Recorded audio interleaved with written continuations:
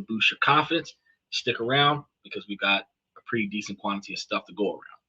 So let's be real before we get started. Many guys struggle with fashion, especially when they're on a tight budget. You might feel overwhelmed by all the choices out there, or think that looking good requires a hefty investment. And most of us that grew up in an era where name brand clothes was the only way you wouldn't get picked on in high school or in middle school might manifest this observation that we must have top of the line or high brand credibility items to look valuable. And maybe you've even felt underdressed or lack the confidence in social situations because of the wardrobe that you have. But here's the good news: dressing well on a budget isn't just possible, it's totally achievable with the right approach. I mean, this suit is 13 years old. And I think when I bought it, it only cost me 300 bucks. It's doable. So let's go into the good stuff. So I'm going to share some actionable tips that will help you build a stylish wardrobe without emptying your wallet. And we'll break this down into a few key areas: fit, color strategy, essential wardrobe pieces, smart shopping techniques, and a few other things along the way. Is that I just asked the ladies at the thrift store which looks good on me, and they dress me and also hem my pants. Well, of course, as an elderly man, you can go into the store and the ladies will cater to you like a grown child because women are going to be nurturers. Um, a young man such as myself might go to a tailor and they would probably provide me with something that would be a little bit more fitting for me. You can say that if you really wanted to attract women, you can have a woman dress you because women know what other women are looking for in a man. But you also have to remember that when you're being dressed by another person, you must have to mesh your taste with their style. Well, you say that I'm not young because I guess I'd be considered middle age, but in comparison, I'm half your age, so I'm younger. You got me beat by like 32 years, so I mean, it's kind of a stretch, but I'm older than the young bucks that are out there not knowing what they're doing, but I'm not old enough for women to voluntarily uh, offer to dress me at a thrift store. But it is a good idea to go to a thrift store. Got a box of the pens for you. But you've got to use them for yourself. If you give them out to others, then you're not going to have enough and you're going to have to go out and buy some more. Now, first up, let's talk about the fit. Fit is the most important factor in whether an outfit looks expensive or cheap. A well-fitted garment from a budget retailer will always look more polished than an ill-fit designer piece. For shirts and jackets, make sure that the shoulder seams align with your shoulders. So your shoulders and your seam are supposed to be kind of flush with one another. You understand? The sleeves hit your wrists without swallowing your whole hand, and the buttons sit comfortably without pulling. And that all of the buttons on your wrist, the buttons on your chest, everything has to fit seamlessly. For pants, you want to steer clear of excessive fabric pooling, and the shoes, you don't want them to be, um, how do I put this, um, bulky around the feet. Then you want to avoid skin tight fits that strain the pockets. So I know these young bucks wear skinny jeans where you can barely get your pants on, your junk is crushed, you can see the print You can't put your hands in your pockets. They're almost like decorations. You're not supposed to do that. You want to aim for a straight or gentle slim fit that follows your leg naturally, but it allows you to breathe. It allows you to be flexible, and you have it. You can even find like flex fit pants that has a little bit of stretch to it, where you're not crushing yourself in any scenario. Uh, Trader says if a young woman offers to dress Xander at the store, she might be hitting on him. That would be a guarantee. There is no might about it. That would be a guarantee. However, I would see myself going to tailors. I haven't found a female tailor anywhere that I've gone to find clothes. That would be interesting to find. I have a female hairdresser that I haven't used in a while, but it would be very interesting to see that type of dynamic. I have put it on my checklist though that my entire operation would be driven by attractive female individuals.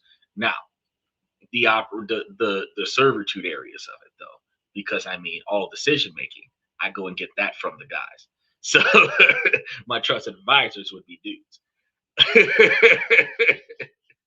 No offense, ladies. Well, logic and reason has to mesh with logic and reason, not emotion.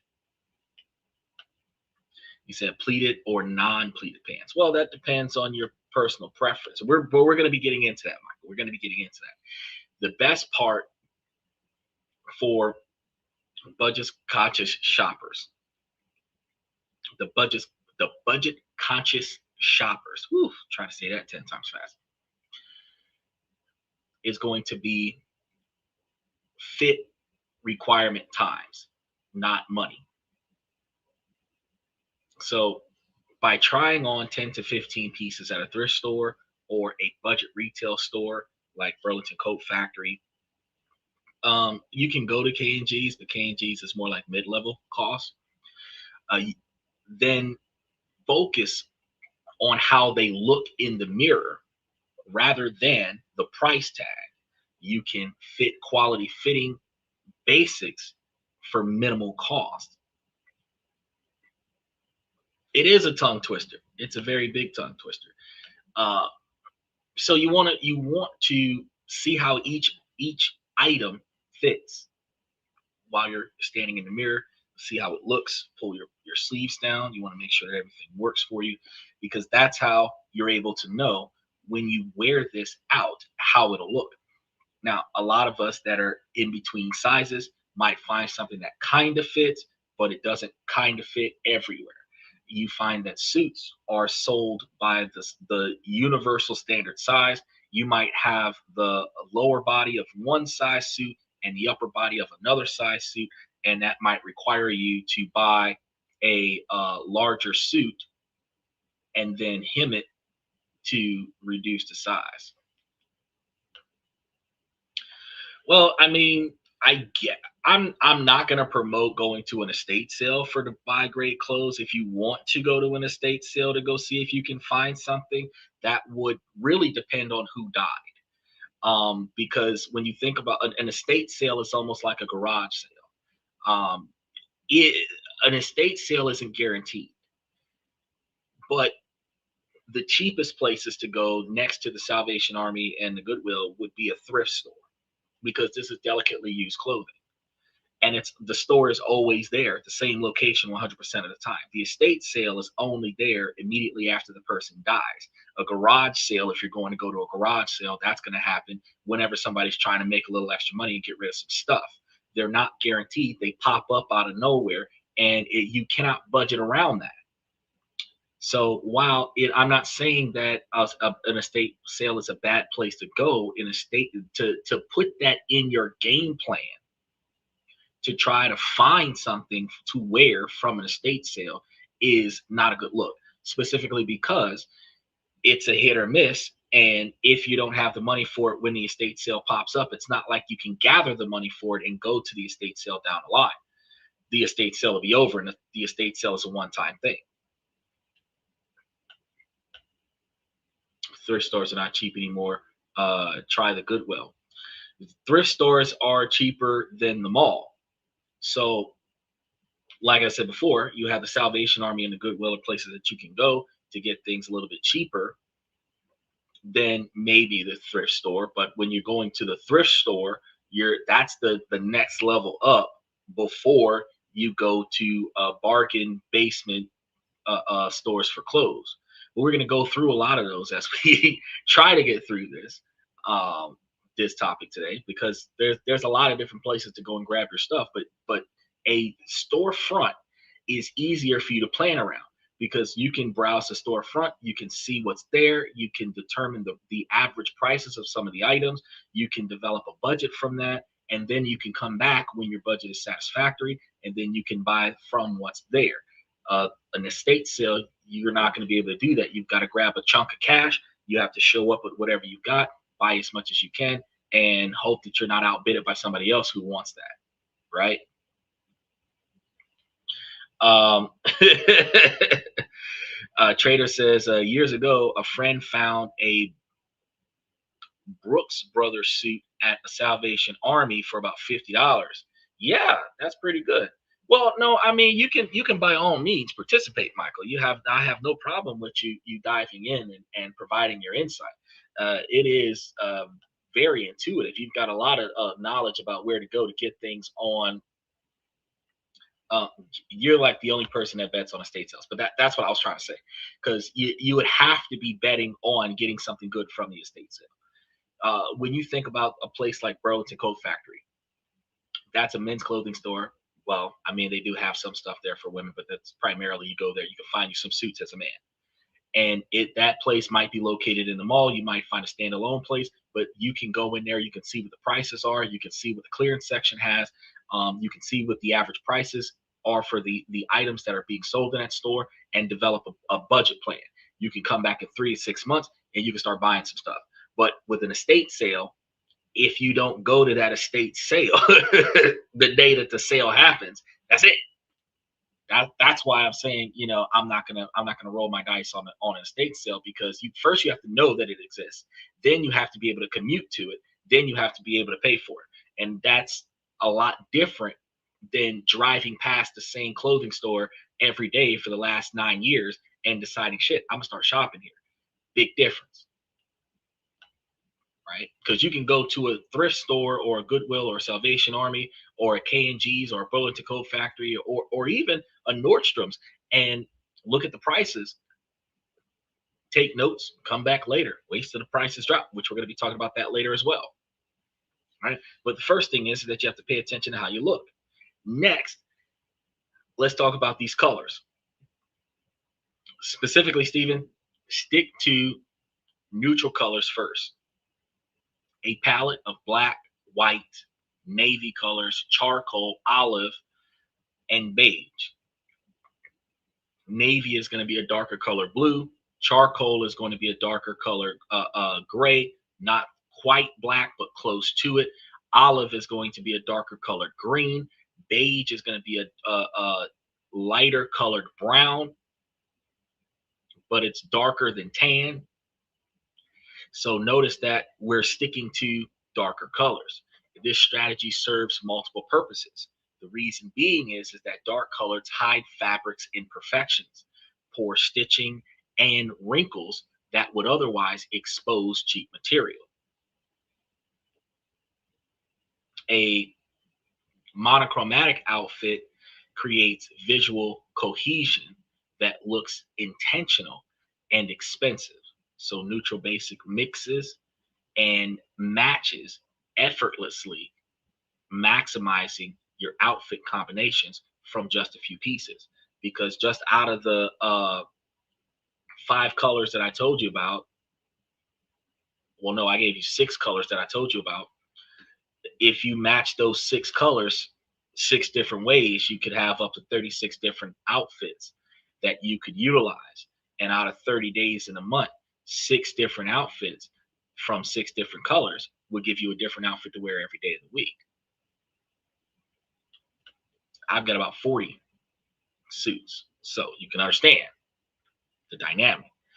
Michael says there's thousands of estate sales weekly. Try estatesales.com for your area. Well, I appreciate that, Michael. But again, like I said, uh, as the difference is a brick and mortar store that's selling your outfits is specific to that location. The store doesn't go anywhere. The estate sales are randomly happening in different locations. You have to figure out if you can get there and then commute there and then be there for the sale and then try to get what's there. What's being sold there this week is not always being sold there next week because it is the estate of somebody. It's the same as if you went to an auction to go and buy a car. Whatever is at that auction when that auction is being held or is the inventory for that day, but it is not the same make and model every time there's an auction. The difference between going to a used car dealership that's had the same car sitting on the lot for the last 6 months versus going to an auction that only has the cars being sold the day of the auction. That's the difference. So while it is an idea that you can potentially try to go to find an estate sale, the goal, no, Michael, no. The goal, okay, so when I tell individuals about how to be financially savvy, I'm not telling them how to um, squeeze a nickel out of a penny. We're looking at individuals that'll spend thousands of dollars on name brand, and then I'm telling them that there is more affordable ways to uh, get quality items with less effort. When you start talking about going to estate sales and hunting down the estate sales, because that's really what you're doing. You're hunting down an estate sale the same way you'd be hunting down a car auction. You don't know what you're getting when you go there because the inventory is listed limitedly by the time the sale occurs. So from the time you find out about it until the time the sale happens, you don't have enough time to gather your money for it. You have to have money on hand for that. So when you're readjusting your finances based on the shows we've had over the past 3 months, you're readjusting your budget while we're on this government shutdown. You're robbing Peter to pay Paul, and you're trying to find yourself a budget. You're not able to look at what's at the estate sale and guarantee that it's always going to be at that price. The stuff at the estate sale is going to be based off of the estate, and then it's an auction. It is still an auction.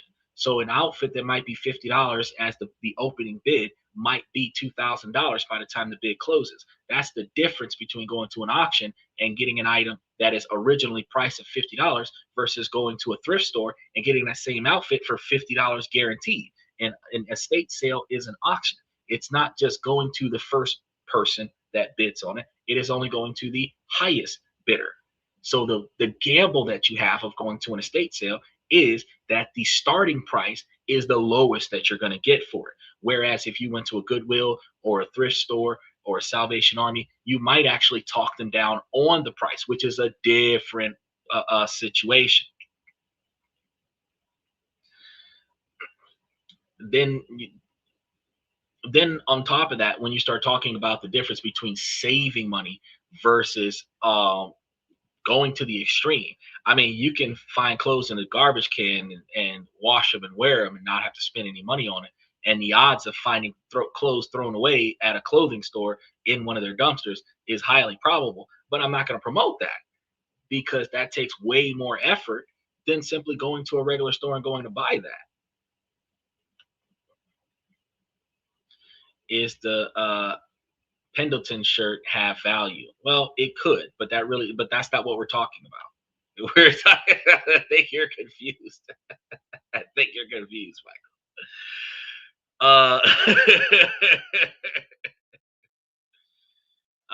Okay, so you're claiming that there's no auctions at the estate sale. I think that you're missing the point. Estate sales don't always have fixed prices. They do have estate sales that do have fixed prices on items, but they do also have auctions at the estate sales because they're selling they're selling the estate of the person who died to the highest bidder.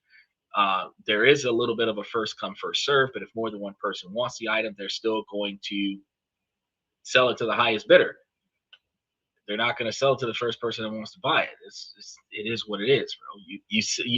We was just sitting over here talking about this like weeks ago. He says the Salvation Army is my area, or the Salvation Army in my area always has changing clothes inventory. If I go a month apart, almost all different outfits. Well, that's because again, a lot like the estate sale, the Salvation Army only has one of every item.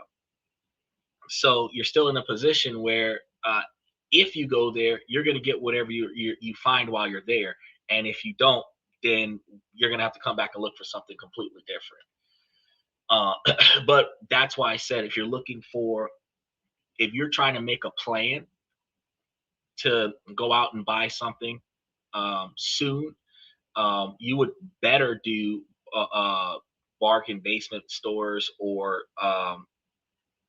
the lowest tier that I would recommend that has a revolving inventory of the same outfits would be low end brands, or clothing stores, or if you're going to higher end places that has those high end items on clearance, because I'm about to talk about that as well, going to get them out of season.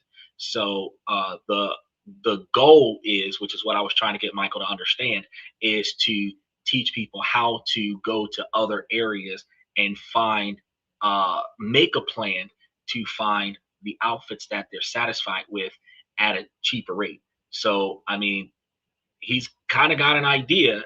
And from the old school, like running to an estate sale for everything that's worth buying is a good mentality to have. But that mentality needs to be further expanded to the other options for the next generation, for us to be able to provide them with better ways, to more alternatives to get out there and go and do. So the first question that Stephen had was, what do I get? Not so much as to where I get it from. And that's where I was at the top of the show, is what do we get? And as soon as I start talking about what we get, Michael, you're like, man, the estate sale has everything. You can buy the cars, you can buy the house, you can buy the clothes, you can buy the wife that didn't die with the man. You can buy whatever you want, the vacuum cleaner, you can buy it all. And I'm like, well, you need to calm down. You're overly excited about estate sales.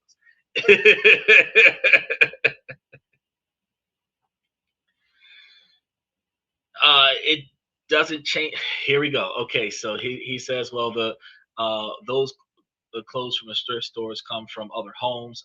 They are donated, and you will be paying higher. It doesn't change the fact that, Michael, the thrift store doesn't go anywhere.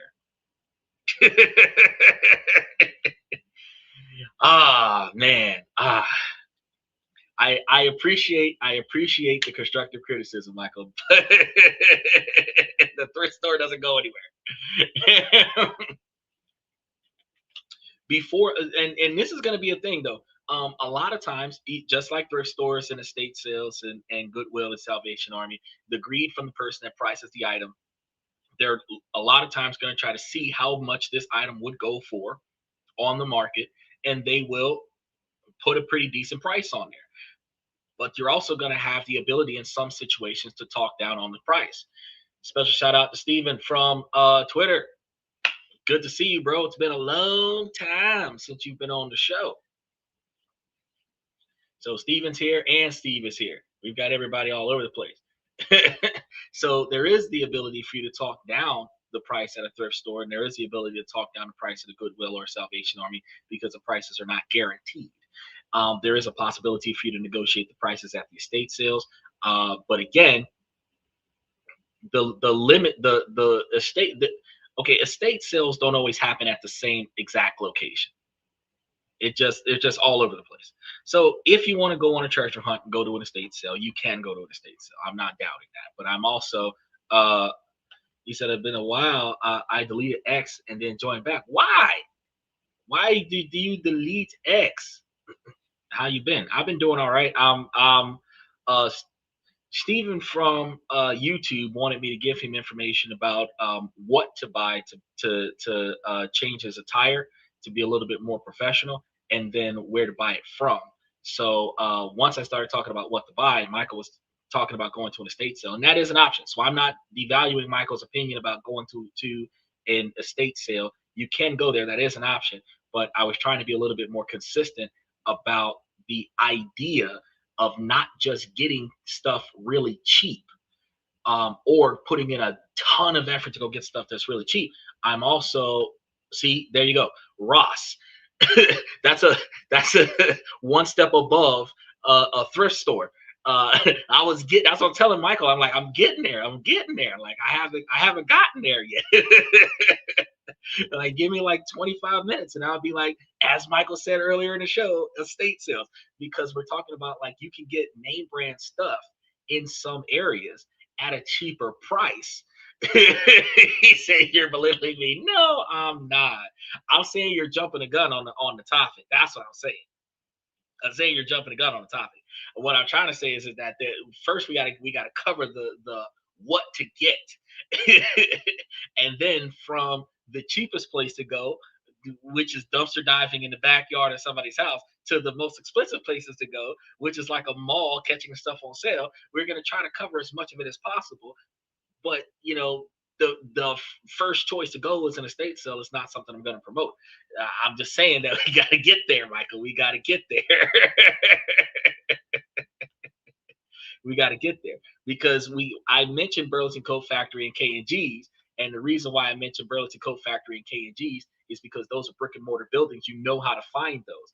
I mentioned a thrift store because you know how to find those. You can go to a website and find an estate sale, but I cannot guarantee that the estate sale will be at the exact same location every week.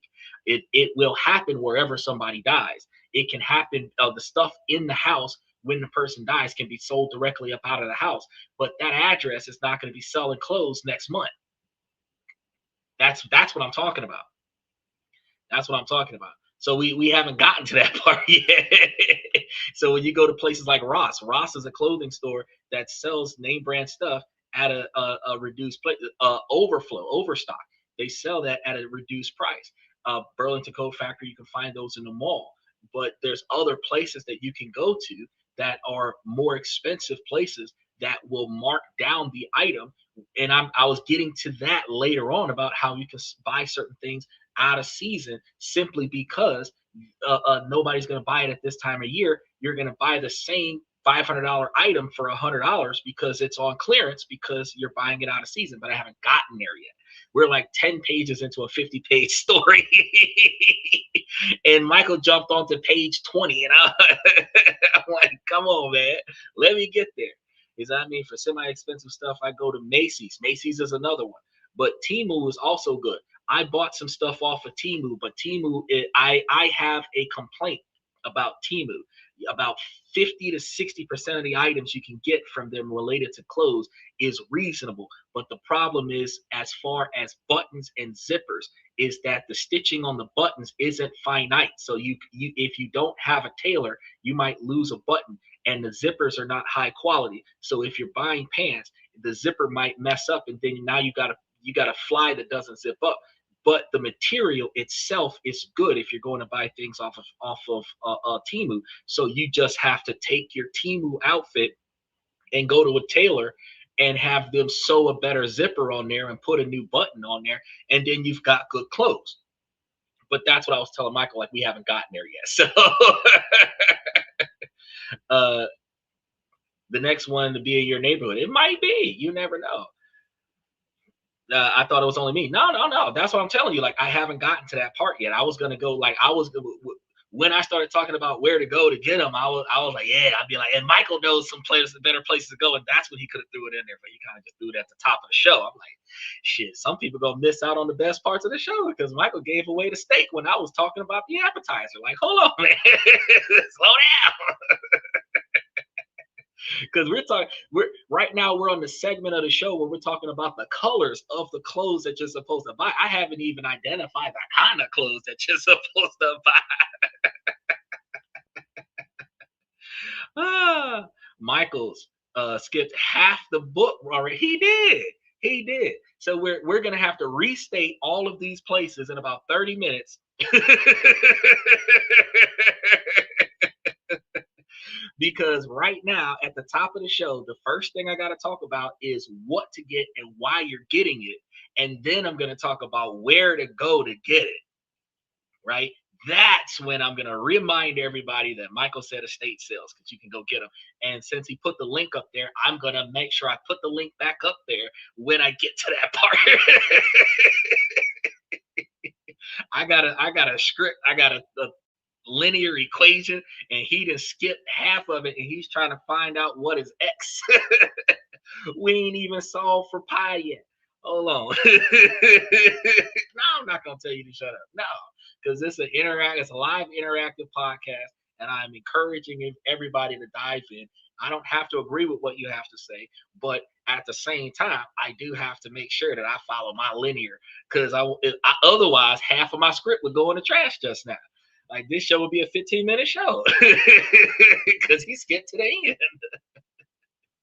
That's almost like if you watch this 2-hour movie to see who the killer was, and Michael's like, "Oh yeah, that's the name of the killer. He's the guy who killed so and so," and you're just like, "Shit, that's what I was supposed to sit here for 2 hours to watch." It's like, man, fuck it, let's go home.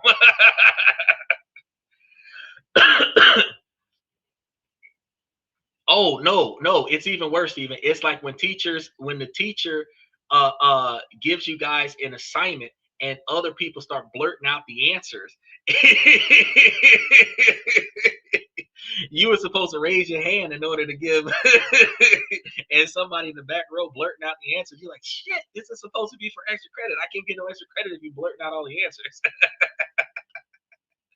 So look, let's get back to it. A completely dark monochrome outfit is a good thing for you guys to grab. You want to think about dark jeans, black tees, and dark shoes. This can cost under $60, right? And this is one of the things that I was trying to get Michael to understand about the estate sale. If it can cost under $60, now you know when you go to the estate sale and you got a pair of shoes up there for $125, you're like, no, I can get this cheaper somewhere else. That's what I was trying to I got to get you prepared and then tell you where to go to get it done, right? So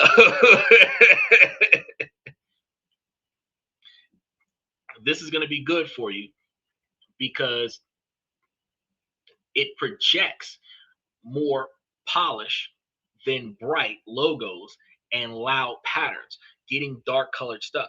You don't want to have a bunch of t-shirts with print on them, because if you're wearing a lighter colored shirt, the print can be seen through the shirt.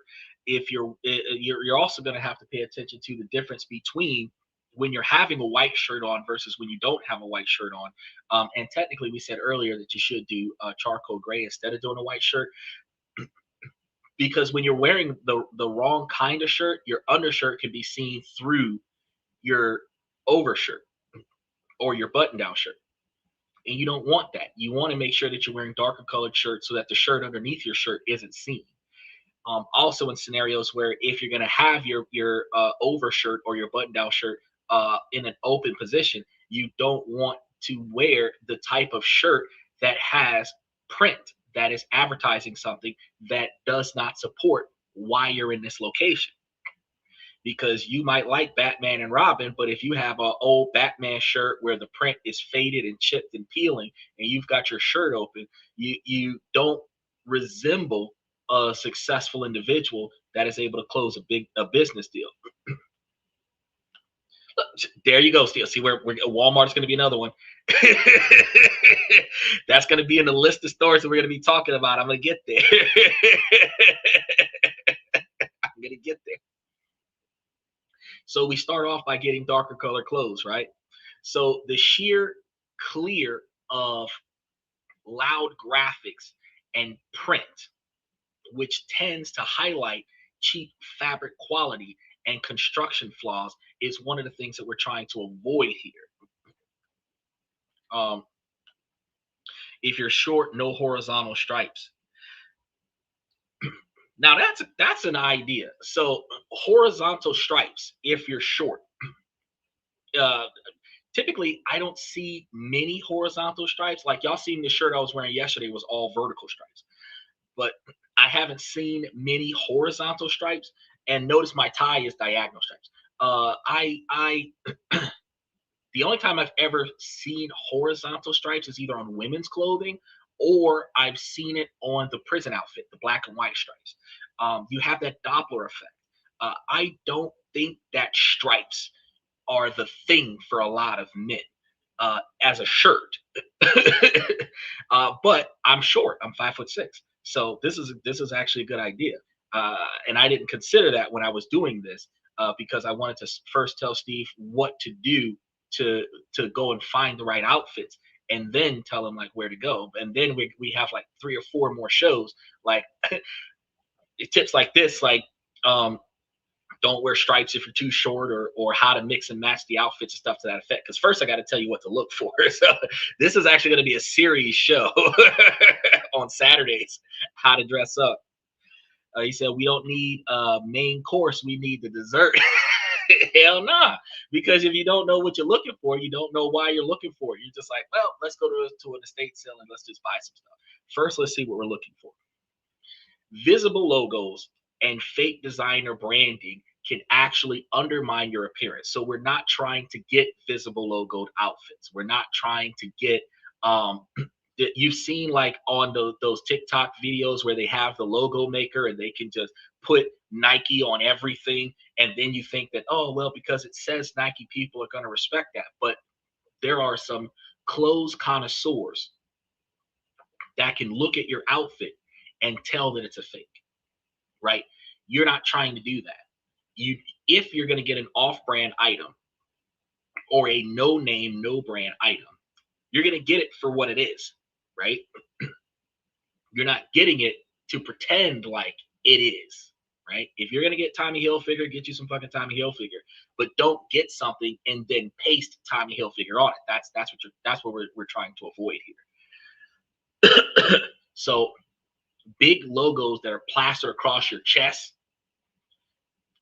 counterfeit designer belts, knockoff patterns signal that you're trying too hard to convince people of your status rather than simply possessing the item in and of itself. So no print on your undershirt, no print on your overshirt, your button down shirt, no branding visibly seen anywhere is the idea.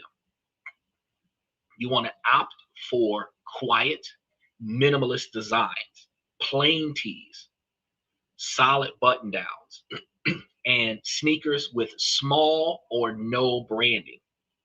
Okay. And I'm going to be giving you a list of those for most of those coming up. And then I'm also going to put a lot of this stuff into the membership. This reads as more affluent and confident. The contrast is going to be clear because a guy in a fake designer belt with a large buckle, logo tee, and distressed jeans looks less wealthy than one in a plain white tee that fits well, dark jeans without rips, a simple belt, and clear sneakers. And clear sneakers can come from Saucony's, Adidas. You can have Nikes with the white on white Nike check, so they can't even tell that it's Nike. Vans, like just regular sneakers. Now, let's get into the essentials.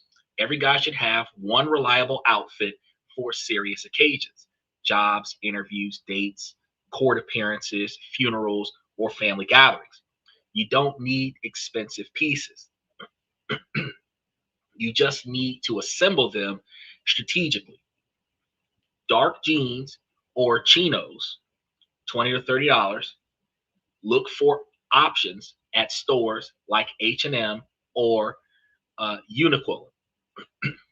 Or like Michael said, go to the estate sale, you go to the thrift store. Walmart, I don't think Walmart does sell dark jeans and some chinos, but I think they're going to be a little bit more than $30. You see jeans at Walmart between, I want to say $35 and $55 a piece, depending on your size, especially if you're going to big and tall. And then chinos are going to be around about the same price. You want to look for plain crew neck t-shirts or simple button downs. Nothing extravagant, like all kinds of weird pattern kind of thing. Something around $10 to $20. Brands like Everlane or ASOS offer great basics that won't break the bank, but they still give you the idea of quality. Michael's excited about this. Dark socks or white socks? Dark socks. We started at that. See, now you see, Michael. Now you see why I was telling you. Hold on a minute. At the beginning, about 20 minutes ago, I was telling you guys to start off by buying dark color clothes. And by buying dark colored clothes, they're not looking at the pattern, they're not looking at the stitching. If you have dark colored socks, they're not looking at whether or not they're cotton socks or whether they're satin socks, they're just dark colored socks. um, Dark colored socks that are machine washable, you might have lint that is observed on those, but you don't have to deal with the rips and tears off of cotton socks. But satin socks cost more money than a 6 pack of 100% cotton socks in a bundle from Walmart. But if they're dark socks, they're going to be less stained than or less stainable than dark socks, because a lot of times when we brush up against something, we touch something, we find ourselves with dark brown stains on our white clothes. Wearing white pants and white shirts are harder to deal with, because if you sit on something, lean up against something, or something touches you, it can leave a stain that you can't get out. And then not a lot of men bring a backup outfit to their activity. So once the stain happens, you're trying to get the stain out, and now you have a smear on your shirt, a wet spot on your shirt or on your pants, and the stain didn't even come out. And now the stain stands out more than your outfit. So always try dark color stuff. Walmart is the best place to go to start off getting stuff for your kids. Teaching your children about quality over branding will give them the ability to be financially savvy before they become teenagers, so that they're not overly expecting name brand things. But as an adult, you can go and buy clothes from Walmart, but you have to look at the item that you're buying and what you're buying it for versus the price. Um, he said, "What are chinos? I know that has to be a style of pants. I've never heard that term before." Uh, that's why I that's why I was telling Michael we're gonna cover what to get. It is going to be a style of pants. It is going to be a mid-level quality of pants. It is going to be above Doc Martens. It's not like work pants. It's not like Dickies. It's not like cargo pants. But it's a higher quality of pants that has a really good stitching to it. That's not going to rip or tear easily.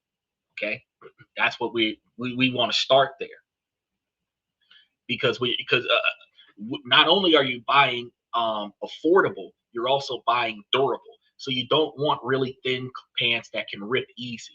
You want clothes that are a little bit flexible. You want clothes that's a little bit durable. That's why when Stephen was talking about getting the clothes off of Temu, I was saying I have bought clothes off of Temu. And they do have some clothes that come off of Temu that have good quality to them, but they also have a flaw with the zippers and the buttons on them. So you might buy, like I bought a 3-pack of pants off of Temu, and I think I paid like $30 for all 3 of them, which is like $10 an item. But the problem was that one of them, the button came off real quick, and the other one, the zipper broke. So out of 3 pairs of pants, I only got 1 pair that I can actually wear until I bring the other 2 to a tailor. See what I'm saying? Now, that means I got to spend extra money on the tailor, right? But if I paid an extra $5 or $7 an item, I probably could have got some clothes that would not need a tailor the day after I bought them. Like I only wore the pants once and then I had to fix them. So chinos would be the type of pants that does not require, yeah, all is well at $9.15 plus shipping. But I still gotta pay I still gotta pay another $5 or so to get them to stitch it up, where I could have gotten for $25 or $30 an item, I could have got better quality clothes that would have lasted me for 20 years. And that's the difference. So you're not trying to get dirt cheap to get dirt cheap. You're trying to get less expensive, but also durable. And you do still got to remember that you're paying for convenience. You have to pay for the quality. So $25 or $30 for a pair of pants is a good pair of pants. You can actually get into suits, and we're going to be getting into suits between this Saturday and next Saturday shows, where you can buy the whole suit and you get it on clearance, and then you can mix and match the items, because the whole suit, you might have the blazer, the vest that matches the blazer, the pants that matches the vest and the blazer, and then you might even get you a tie that goes with the whole suit. But then if you get you another one that has different colors on it, and then you mix and match, you can actually, instead of having a solid color, like this is a red wine color, instead of having a solid head to toe red wine outfit, you can have a red wine with the black pants. You can have, like I've got this, a salmon shirt. This tie came out of nowhere, and it just so happens to match the shirt and the blazer, and I can just throw the tie on and bring it all together. I can still wear black pants with this. I can still wear the red wine pants with it. If I wanted to throw on a different color pair of pants with it, that would depend on what the goal was. If I had a different pair of shoes that would accent another color, and I wanted to have the pants and the blazer and the shirt and the tie to all work with the shoes, then you start putting colors together like a jigsaw puzzle. But in order for you to pull that off, the first thing you got to do is grab a bunch of neutral colors.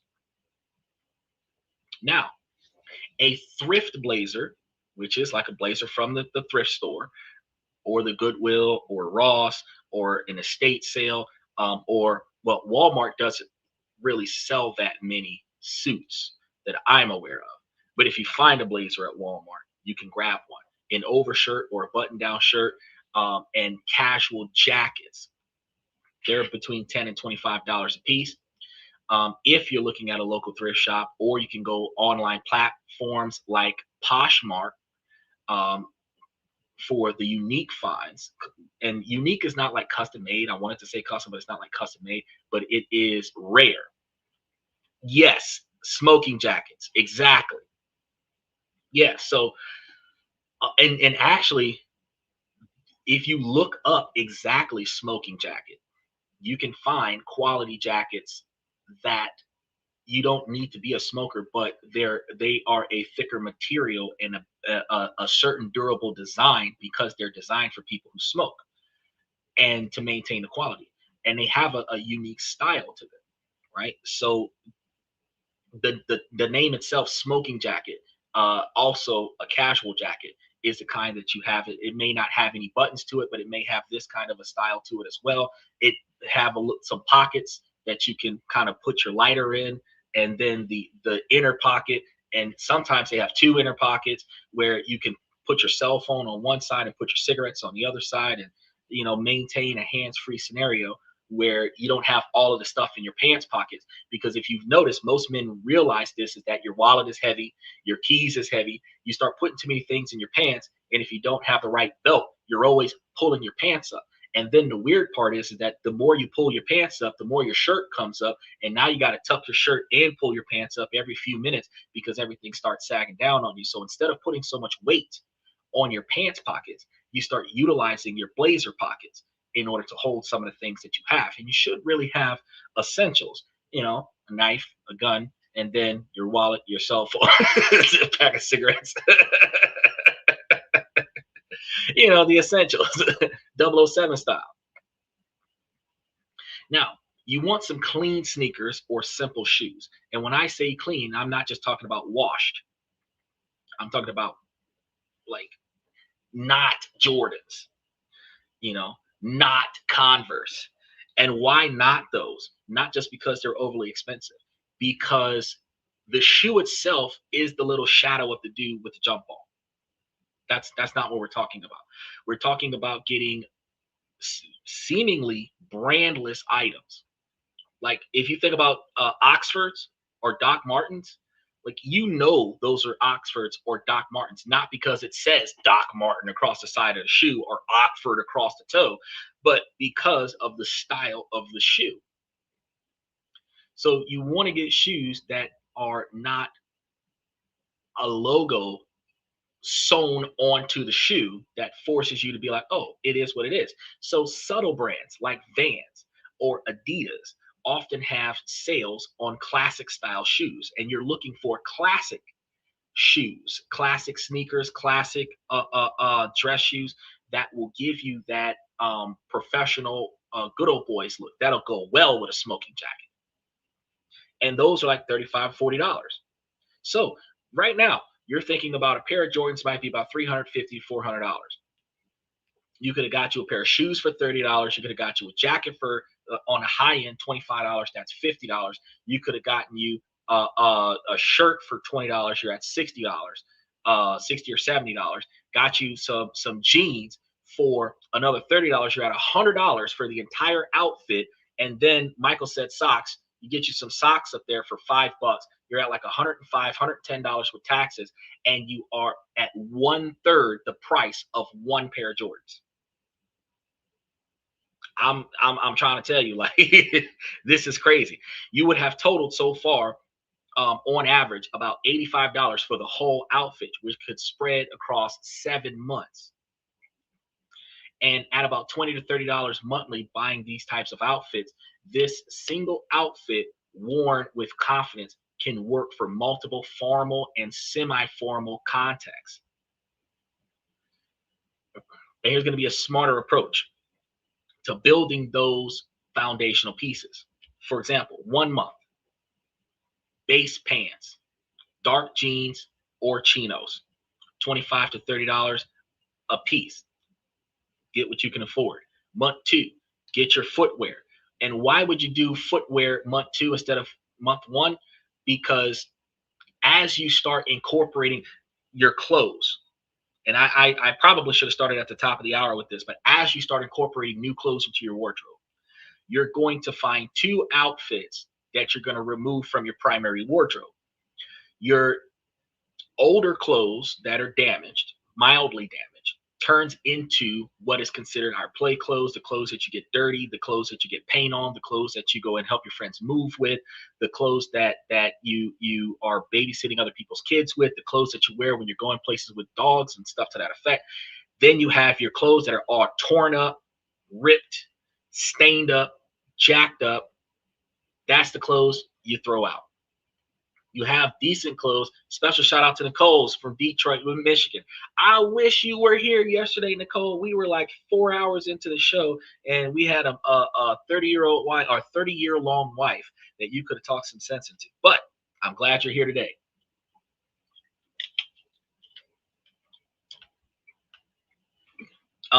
Anyway, I think I got through to her by the end of the show. We were on the show for almost 5 hours yesterday.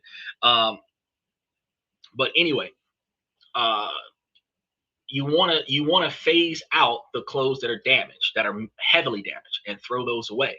The ones that are mildly damaged, you can convert those into the backup clothes for things that you guaranteedly know that you're going to get dirty, you're going to get muddy, you're going to potentially damage your clothes.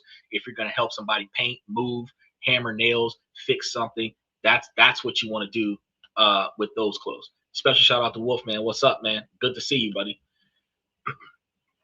But your nice clothes, your street clothes that you haven't damaged yet, you want to turn those into your backup outfits so that you can make sure that you can still keep them, but you keep them for certain occasions, hanging out with your homies, going to visit your family, stuff to that effect. But when you're trying to go somewhere of value to you, you want to put on something a little bit more formal.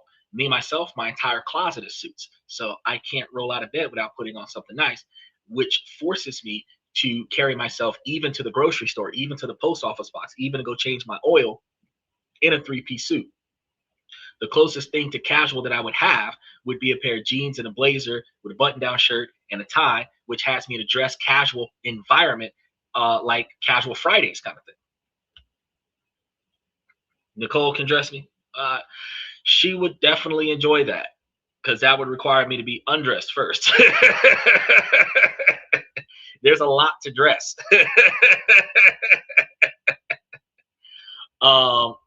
Girls no clothes. Well, okay, so women no clothes. Girls do not. Middle-aged women, mid to late 30s, no clothes. Older women, 40s, 50s, 60s, no clothes. Girls, 18 to 25, no street clothes. They will take a man in a suit and try to make him the next Lil Wayne.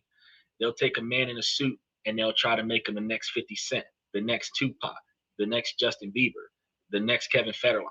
But they don't have the mentality to dress a man like Barack Obama. They don't have the mentality to, because they haven't experienced it yet.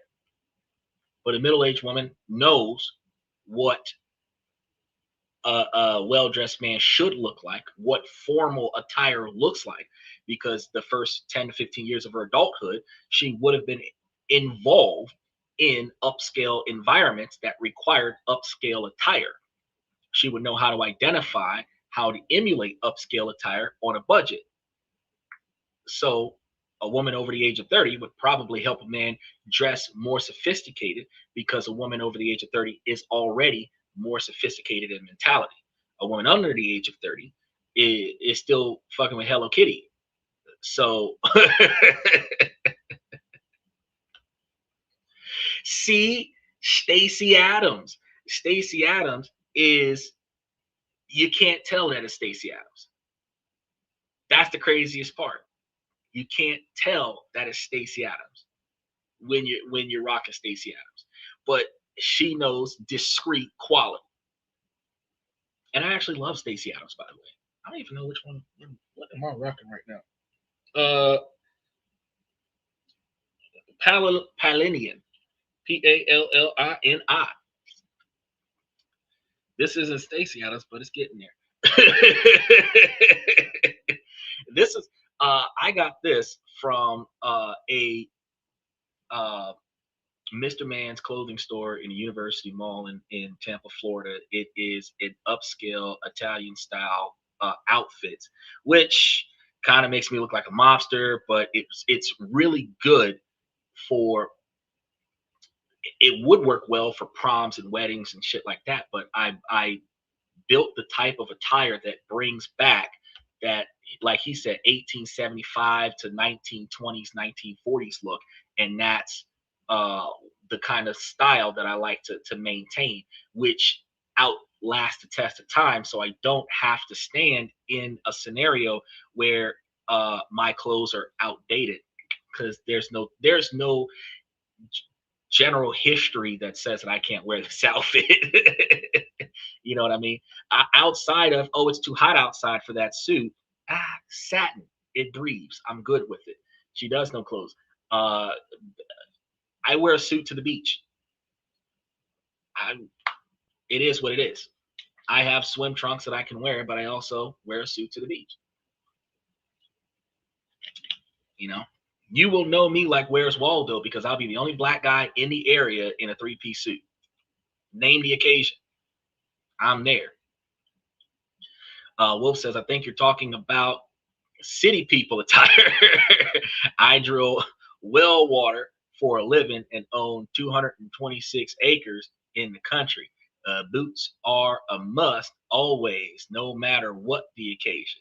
Well, sir, I could tell you that even regardless of what you do for an occupation, because you can have cowboy boots that works with these kind of suits. You can have regular boots that work with these kind of occasions. If you've got your pants going right below your ankles, you can have knee-high combat boots underneath your pants. And the fact that your pants are covering your shoes, and you've got black shoes that are primarily polished shoes, like either polyester blend or leather shoes, and you shine those shoes, the toe of the shoe is going to stand out of the shoe itself. You can still look sharp leaving your property to go and live life, and still have a nice outfit. So you don't necessarily have to leave your property and go wherever it is that you're going with suspenders on, with one up and one down, and no shirt on underneath it, and barefoot. I mean, you can carry yourself the way you want to, but you can find ways to carry yourself with class. She said, a day when men's shirts was tucked in and no pants hanging low. Girl, I tell you what, I told my mama when I was 14 years old, I said there's gonna come a day when I'm gonna pull my pants up and tighten my belt. Today's not that day. Then I turned 15. I pulled my pants up, tightened my belt, tucked my shirt in. I was in junior high, three-piece suits on. I was the most popular kid in school because I was the only one that wasn't wearing street clothes. I was dressing better than the teachers. I was making more money than the teachers too. True, boots are here too. Yeah, that's right. There is those possibilities. So when we're looking at like the setup here, like we were talking about, first things first, you're talking about month one. You want to start talking about your base pants, dark jeans, chinos, $25 to $30 at a time. Month two, you get your footwear with clean, sleek, simple sneakers, $25 to $30. Get you a pack of socks. You can get you a pack of underwear and undershirts, which saves you the per unit price. He said he go out there. You can do what you want on 226 acres, but you're not going into a Waffle House and ordering you an all-star breakfast with just boots on. They're gonna make you put on a shirt. The policy is no shirt, no shoes, no service. Ain't said nothing about you having pants on. So I mean, you could be standing there with just a t-shirt and some shoes on, and have all your knickers out, and I mean, they'll sell you a waffle. He said, I'm going hillbilly dot get myself a corn pipe and a jug. Oh, boss.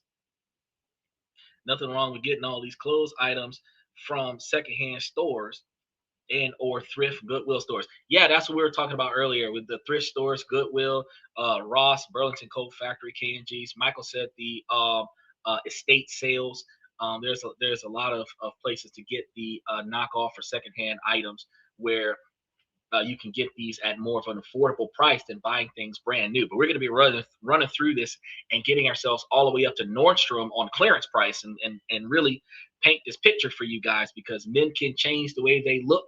We can break some of these stereotypes and we can carry ourselves with a higher level of class and success, because of, at least in Western culture, we have forgotten what dress casual looks like. We have forgotten what professional attire looks like. And I mean, between the women going outside wearing Victoria's Secrets as a full-on outfit when that's supposed to be undergarments, and men going out there with basketball shorts on top of basketball shorts on top of boxers, all three sagging with their butt cheeks hanging out, wearing long socks and some slip-ons, some flip-flops on, you know what I mean, with a bandana that's halfway showing all the nap, and then the t-shirt that's stained, that's half tucked in and half untucked. They call this style. You should not roll out of bed and call that an outfit. You should put on something else. Now, month three, you can start picking up your tops, where you can get your two plain tees, black and whites, or black and grays. I would suggest black and grays first, and then you can go and grab you some whites. And those are like $20 to $30 a piece, a ballpark average. And then on month four, you can get your three-piece suits. Go to thrift stores and get you a blazer or a jacket or a smoker's jacket, casual coats. Or you can go to places like, and these are going to be like $15 to $25, but you go in places to get the full-on suit. You might find a $150 suit or $200 suit that's got the blazer, the vest, the pants, and sometimes it comes with the tie and the handkerchief, and you can just piece all of that stuff together. By month four, you'll have the foundation for multiple rich-looking outfits where you can mix and match and not wear the same thing in the same pattern every time that you go out of the house. He says, put a note at the post office. Pants wanted. I mean, that's another way to do it. That's an unorthodox way to get you some good clothes. If you were to tell people this is where you can go to drop off all of your old men's stuff, then they can dump everything on your doorstep and then you dispose of it at your leisure. That's another way to do it. Now, let's break down the core wardrobe essentials. With the pants, you want to invest in quality foundational pairs. So dark jeans, which shouldn't be washed after every wear to extend their life. Now I understand what people are thinking. Well, what if you sweat and you got your ball sweat on your crotch?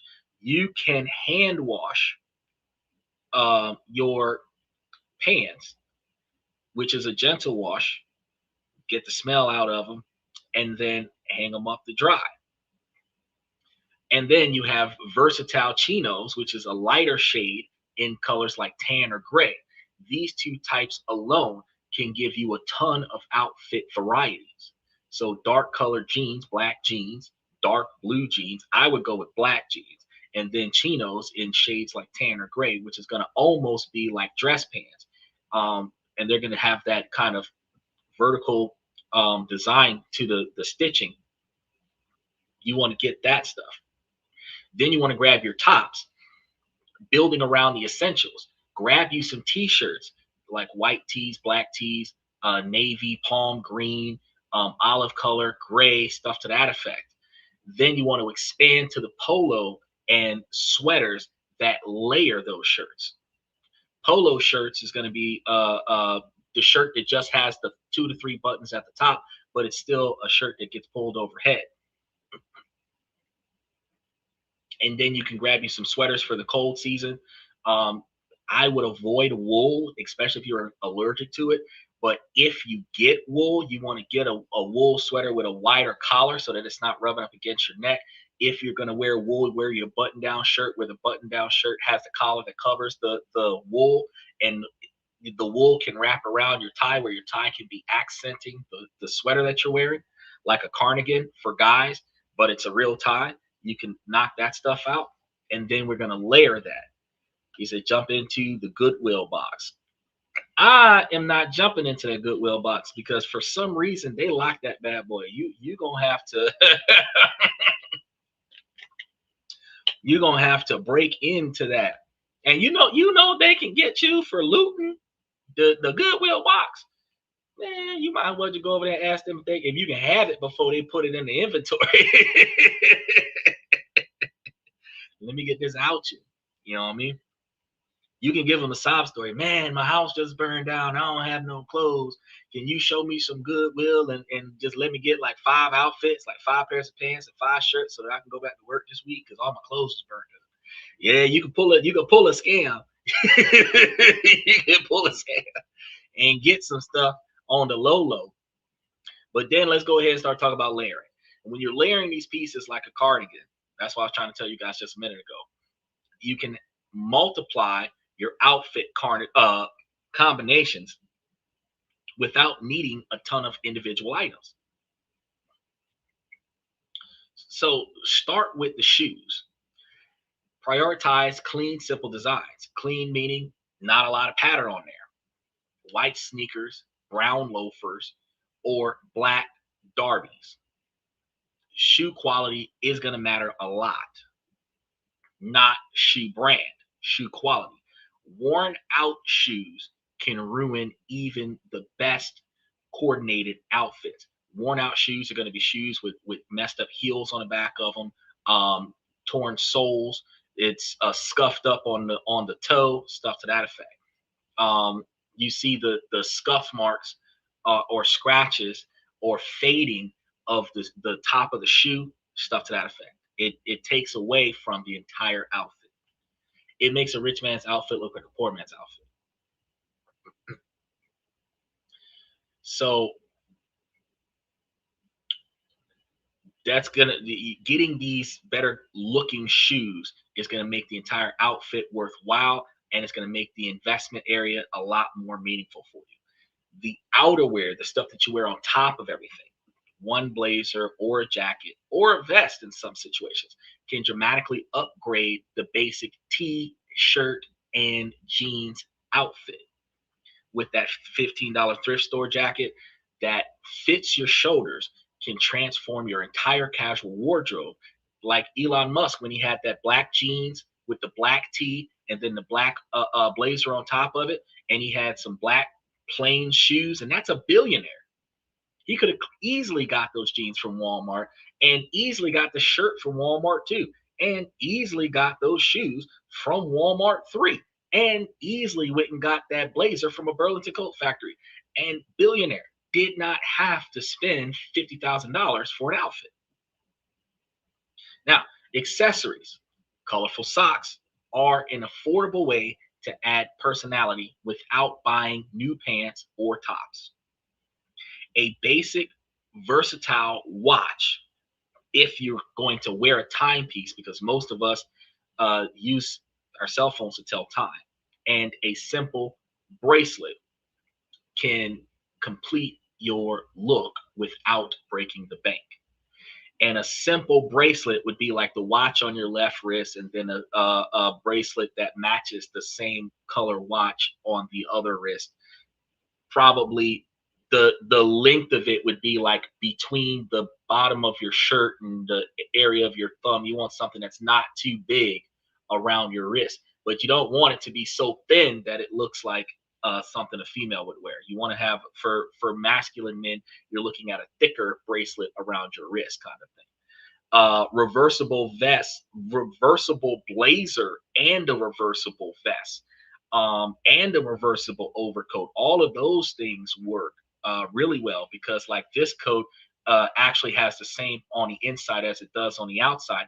But I do have some, like the silver suit that you see me wear, that has the purple inner lining on it. I could turn that coat inside out and wear it, and it would be like a whole different coat. And it's double stitched, so it's got the stitching on the inside, so there's no seam, so I could turn a bad boy inside out. How do you feel about G-Shock watches? I don't really care what the watch looks like. My taste is preferably a Hamilton watch, but any watch is a watch. A watch is a watch. If you're using the watch to tell time, then you're not showboating. So it's fine if you've got a G-Shock watch. It's fine if you've got a plain black plastic looking watch that's covering your wrist.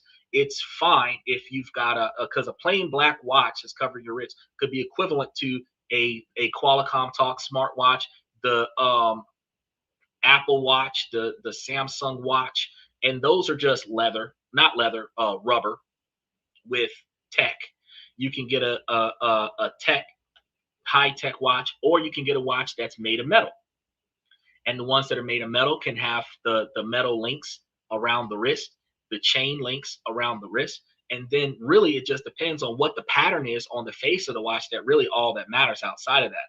Because either the leather band or the rubber band that is used to hold the watch doesn't really sell the quality of the watch itself.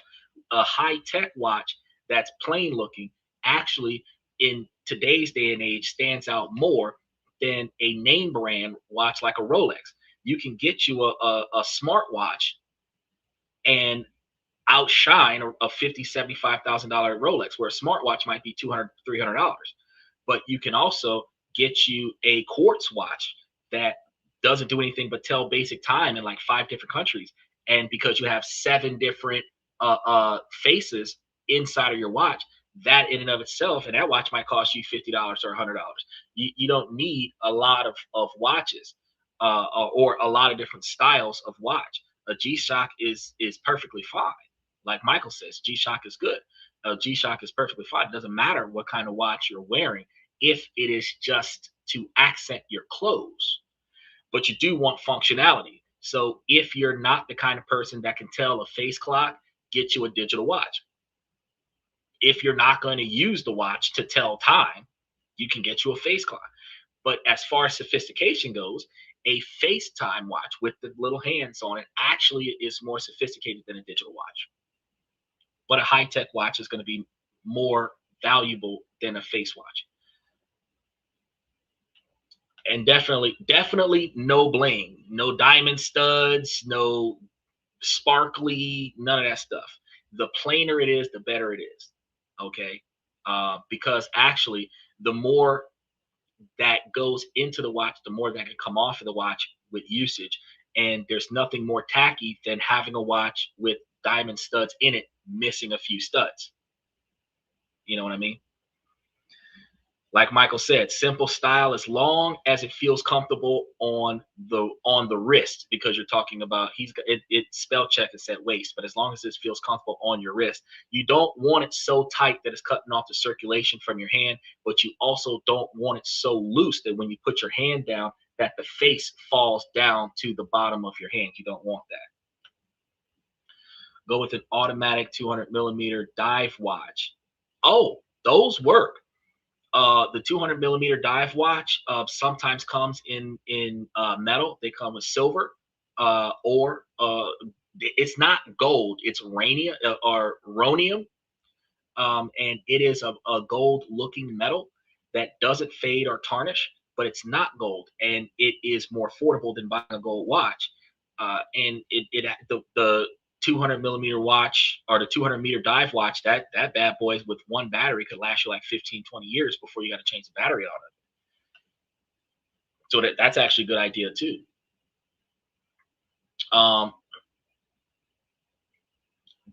Then we're looking at thrift stores are going to offer some really good quality to price ratios for building a wardrobe on a minimalist budget.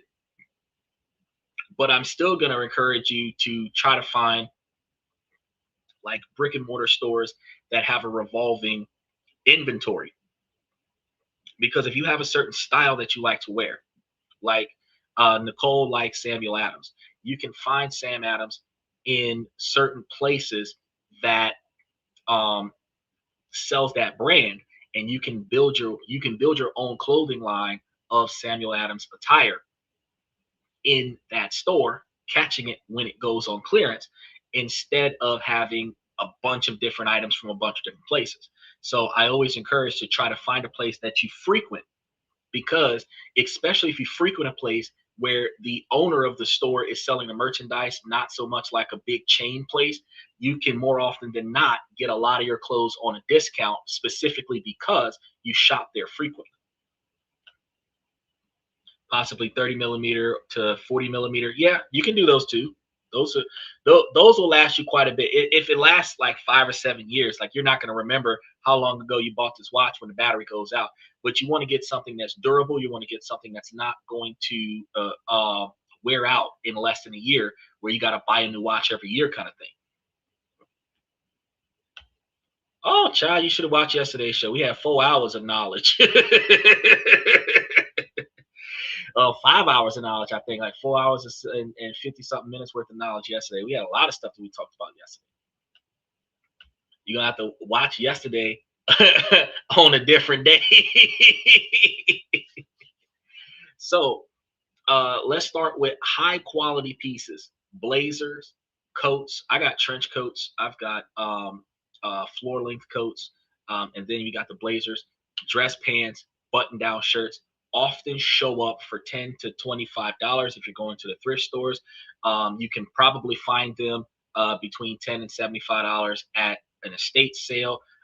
Goodwill and Salvation Army will probably have them between $25 and $50. But the retail store will have these exact same items at $100 or more, unless you catch them on clearance.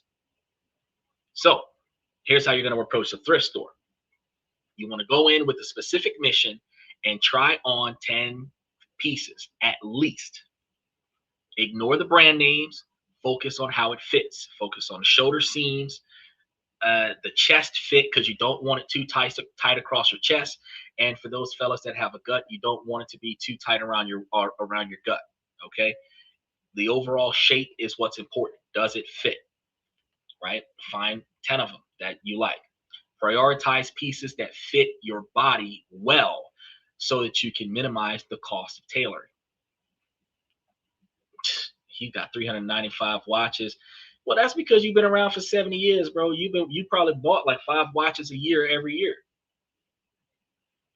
Especially if you can get them from the estate sales, you probably bought a whole box of watches one day. Like, you're selling the box for $70 with the watches inside. I'll take them. Bought $1,000 worth of watches for $75 because the box was for sale. You be getting stuff on a bargain. Now, next, you want to look for items that follow your body without drowning you or choking you. So you don't want stuff that's too tight around the neck. You don't want anything that like really presses against your stomach. You don't want anything that is pulling on your arms, because I know some of us that work out, I don't, but if I did, you didn't. You don't want to have it fit well around the chest area, but then your arms are too tight in the sleeves. You want to pay attention to the fact that it fits all the way around. And if you're having a tailoring budget, then some simple alterations can dramatically improve the outfit, and you can get something that's a little bit out of size so that it can fit some of the bulkier parts of you, but then it can be adjusted for the slimmer parts, right? Hemming pants to eliminate puddling, bringing in the waist on dress pants to eliminate sagging, shortening sleeves to eliminate covering the hands. And if tailoring is in the cards, roll the sleeves up neatly on slightly long shirts until you can get them to the tailor. Cuff pants once or twice to you got the fit around the waist, you got the breathing room around the crotch area, and cuff the pants until you can get to the tailor. This is going to help you. Then you want to use a proper belt, something that the young bucks don't know about. Keep that belt clean and at the waistline. Irony. Most of us wear our clothes on our hips. Our waistline is not below our belly button. We don't think about that. Your pants are supposed to be on your belly button. Actually, the slimmest part of your sides is your waist. Above what we call the love handles, that's your waist. Your hips are below your love handles. So when you put on a belt around your hips, under your gut, that's not your waist.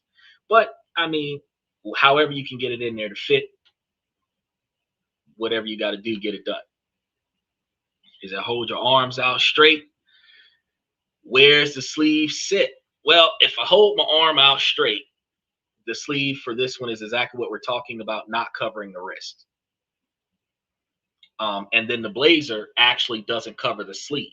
Now, in my opinion, I believe that this coat could have been longer, but also in order to show the two-tone attire, having the blazer stop at the cuff of the shirt here is probably a better ability to show the two-toned effort that I put into the outfit, because the tie matching the blazer shirt combo was an accident, because I found the shirt so happened to match the tie and the tie so happens to match the blazer when I intended on wearing the shirt with the blazer, right?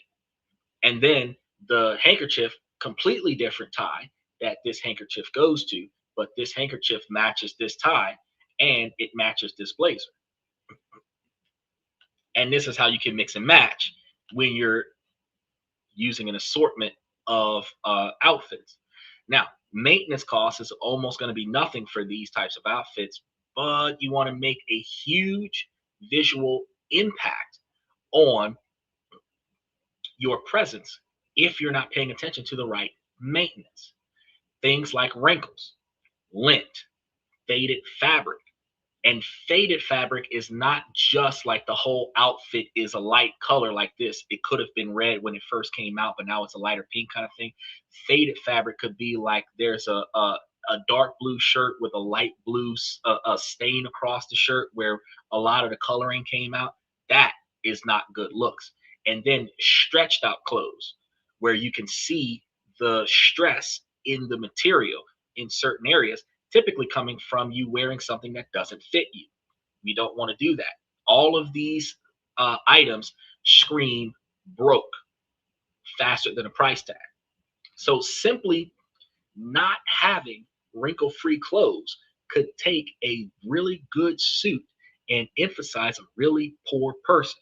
So yesterday, when one of you guys were asking me about looking broke, all you got to do is have your nice clothes with wrinkles. That's it. That's it. You don't have to go get you a beat up Honda Civic. You don't have to go and dress like a homeless guy. All you have to do is just take them out of the dryer and don't hang them up, and now you look broke. It's that easy, right? But if you're trying to carry yourself with a higher level of standard, if you're not pushing creases in your outfit, which is going to be a lot sharper, then you're pushing no wrinkles with no creases, which is more casual approach.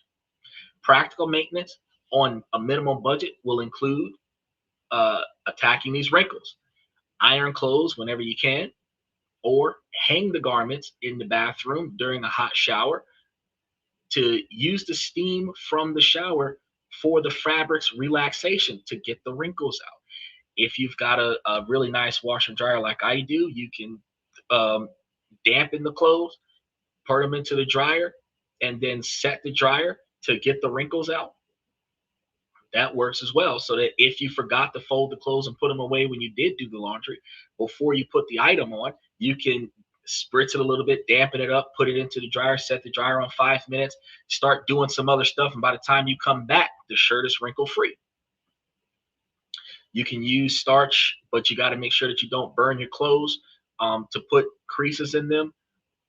You can also take them to a dry cleaner, have them put creases in them, and then you can maintenance them. Or you can buy wrinkle-free clothes where they have scotch-guarded wrinkle-free clothes that allows you to crease the clothes.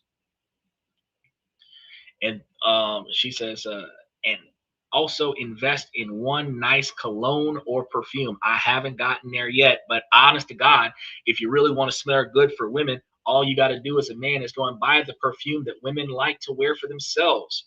Because if you're trying to attract a female, what better way to do it than to smell like a female? Some men are going to be like, what? No. Yeah. Go get you a big bottle of Chanel. Put that shit on.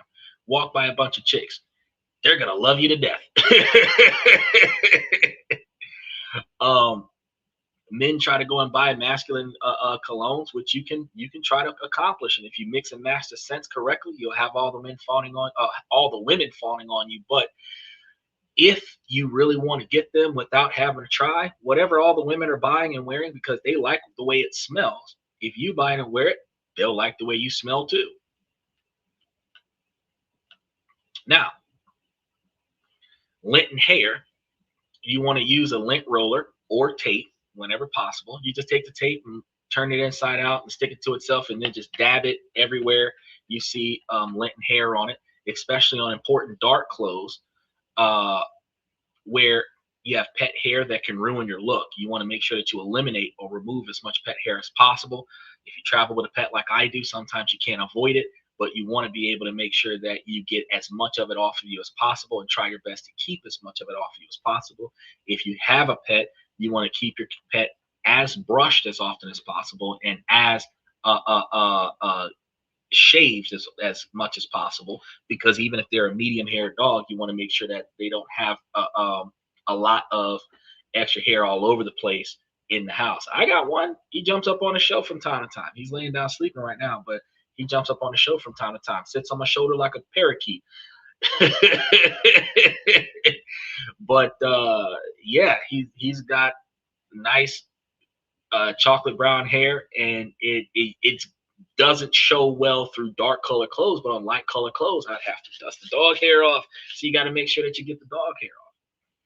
And just when you think that it's fine, you give your dog a hug, and now you've got pet hair on your clothes after you're ready to leave.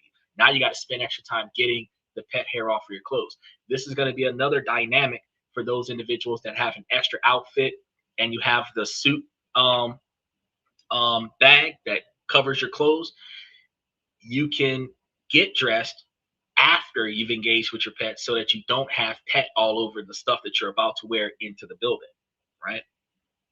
All of this stuff is essential to prevent certain incremental things from ruining your look. And then back to that washing thing. Don't wash the jeans after every wear unless they're visibly dirty or visibly stained. Overwashing will kill the color and it will damage the shape. Hang it out to dry instead of machine drying it to preserve the fit longer. You can, if you have an expensive dryer, put it on air dry and have the dryer dry it. It'll accomplish the same goal. as hanging it out to dry, but it will come out of that dryer damp, and you will still have to hang it up somewhere in order to allow it to finish its drying process. Get a roller of 2-inch tape and wrap it around your fingers. Yeah, that's what I was talking about earlier. Gets rid of the hair. You take some tape and then you wrap it around your fingers inside out, and then you have the sticky part on the outside, and then you just use it to dab your clothes, and that'll help you out. Or get you a lint roller, and you just roll yourself up with the lint roller.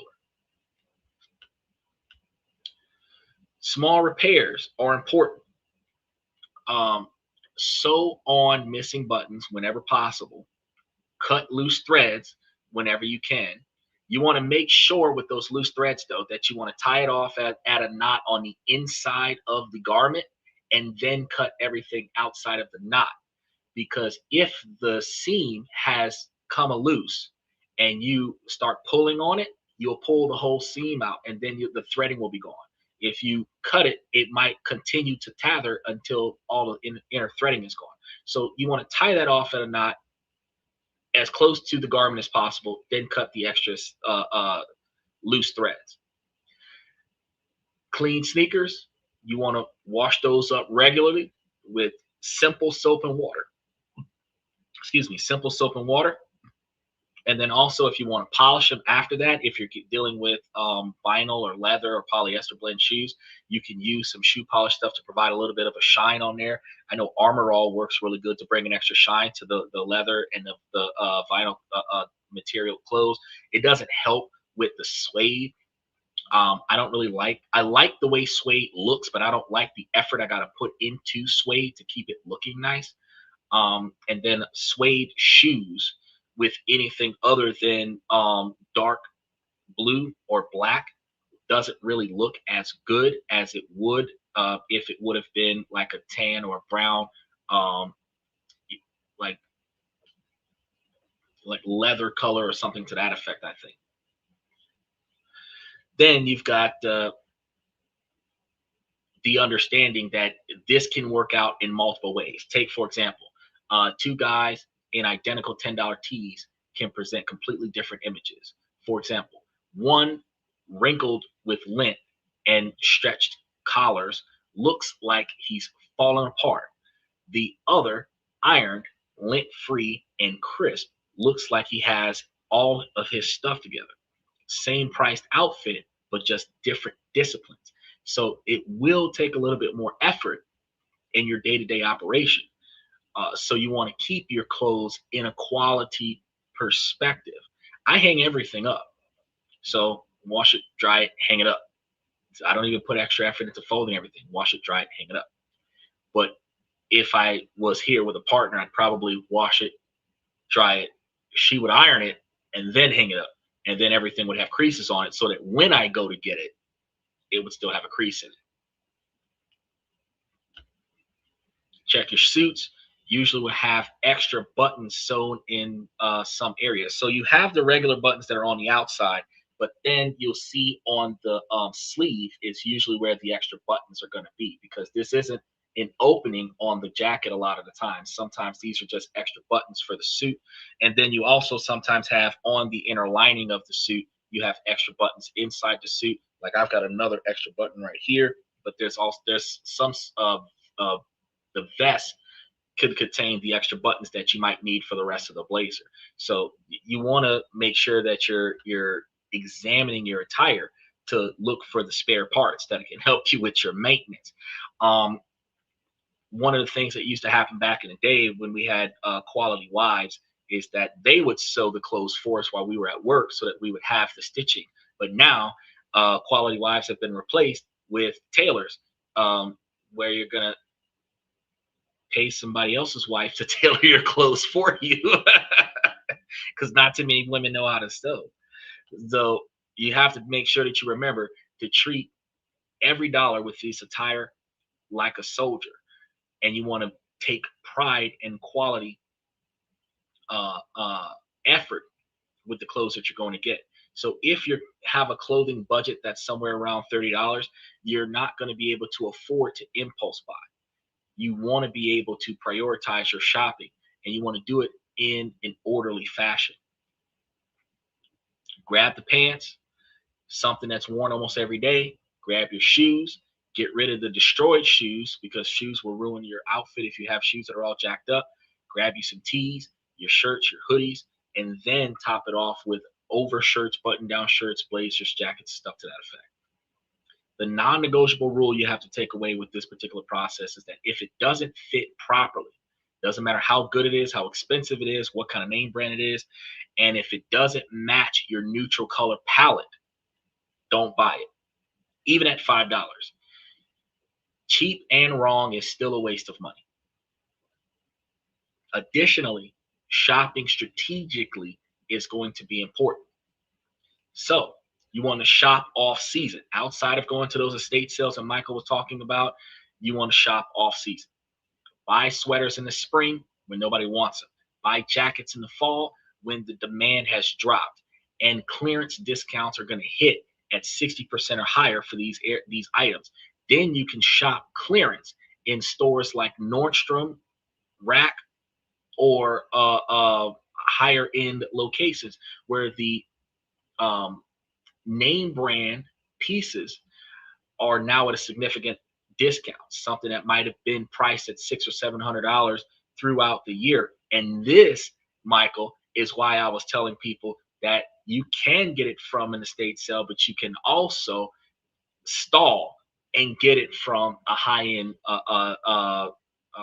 clothing line or clothing store. Because if you went to Nordstrom and you found a $700 suit that was like 70% off, you're likely going to see that same $700 suit closer to $200, maybe even $100, which is by far even better for you because now you have the name brand outfit, the name brand quality without having to pay the name brand price. Then you want to buy in bulk whenever possible. Stock up on bare necessities, the essentials like socks and t-shirts and underwear. You want to get in multi-packs so that you can get a better per unit price. He said buy a snowmobile in the summer. Yeah, that's the idea. If you're buying it when it's not a thing, it's cheaper. Like, for example, anybody who lives in hurricane environments and they deal with power outages, they want to go buy a generator. You don't wait till hurricane season to buy a generator. You want to wait until like right after Christmas, like right now during tax season. You want to go and buy you a generator before hurricane season when generators are not widely sold, where you're going to get it at a massive discount. Because year round they're selling these items, but they're going to try to push sales by reducing the price. And then you're going to buy it when they reduce the price. Then when the price goes up, instead of you paying $2,000 for a generator, you bought the generator for $500 or $300. You know, you want to get it on a good deal. Then you can go to Temu and go and get you a 20-gallon gas can on wheels with an electronic pump on it and fill it with gas. It's easier to attach that 20-gallon gas can to your generator than it is for you to keep running over there with 5-gallon gas cans. Or you can get it for $50 if you can find it that way. It's not always a thing, but it does happen. Then you guys want to remember, as we're talking about the clothes, you want to shop secondhand.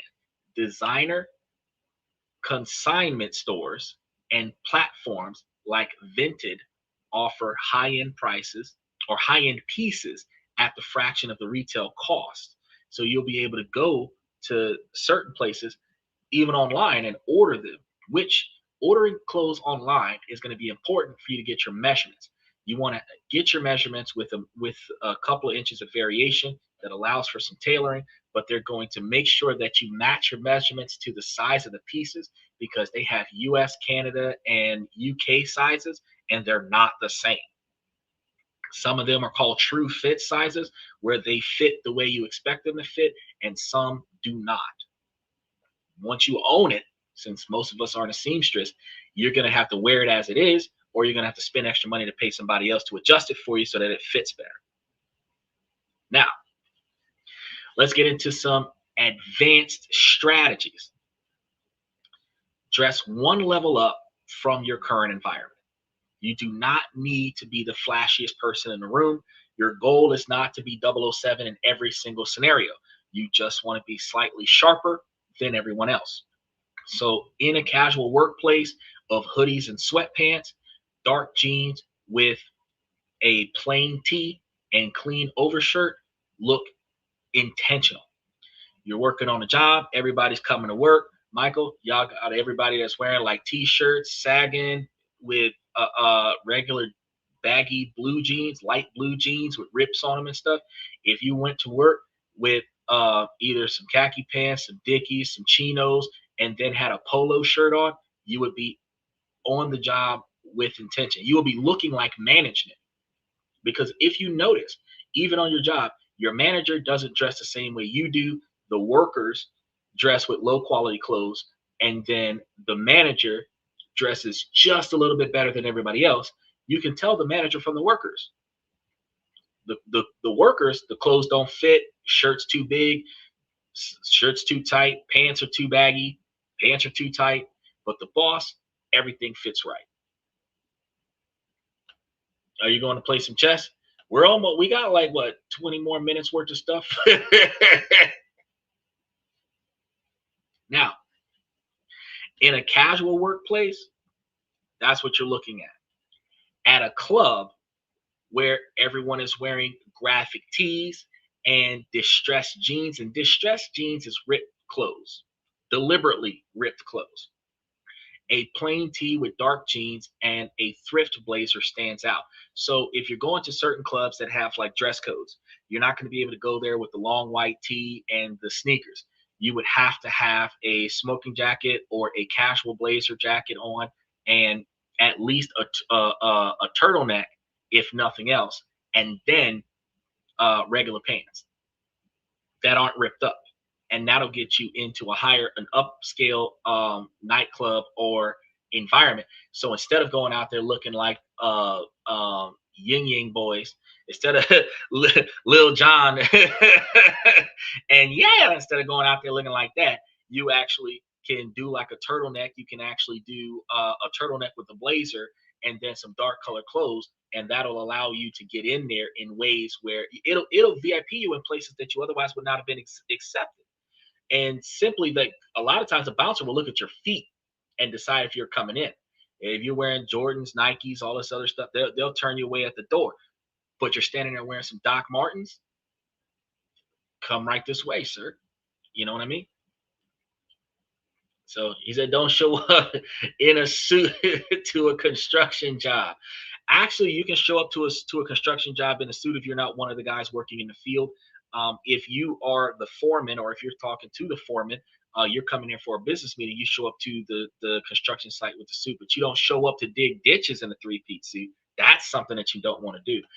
But if you want to stand out amongst the workers, even as a team lead, you want to look the part. You want to look different than everyone else without outshining everyone else at the same time, if that makes sense.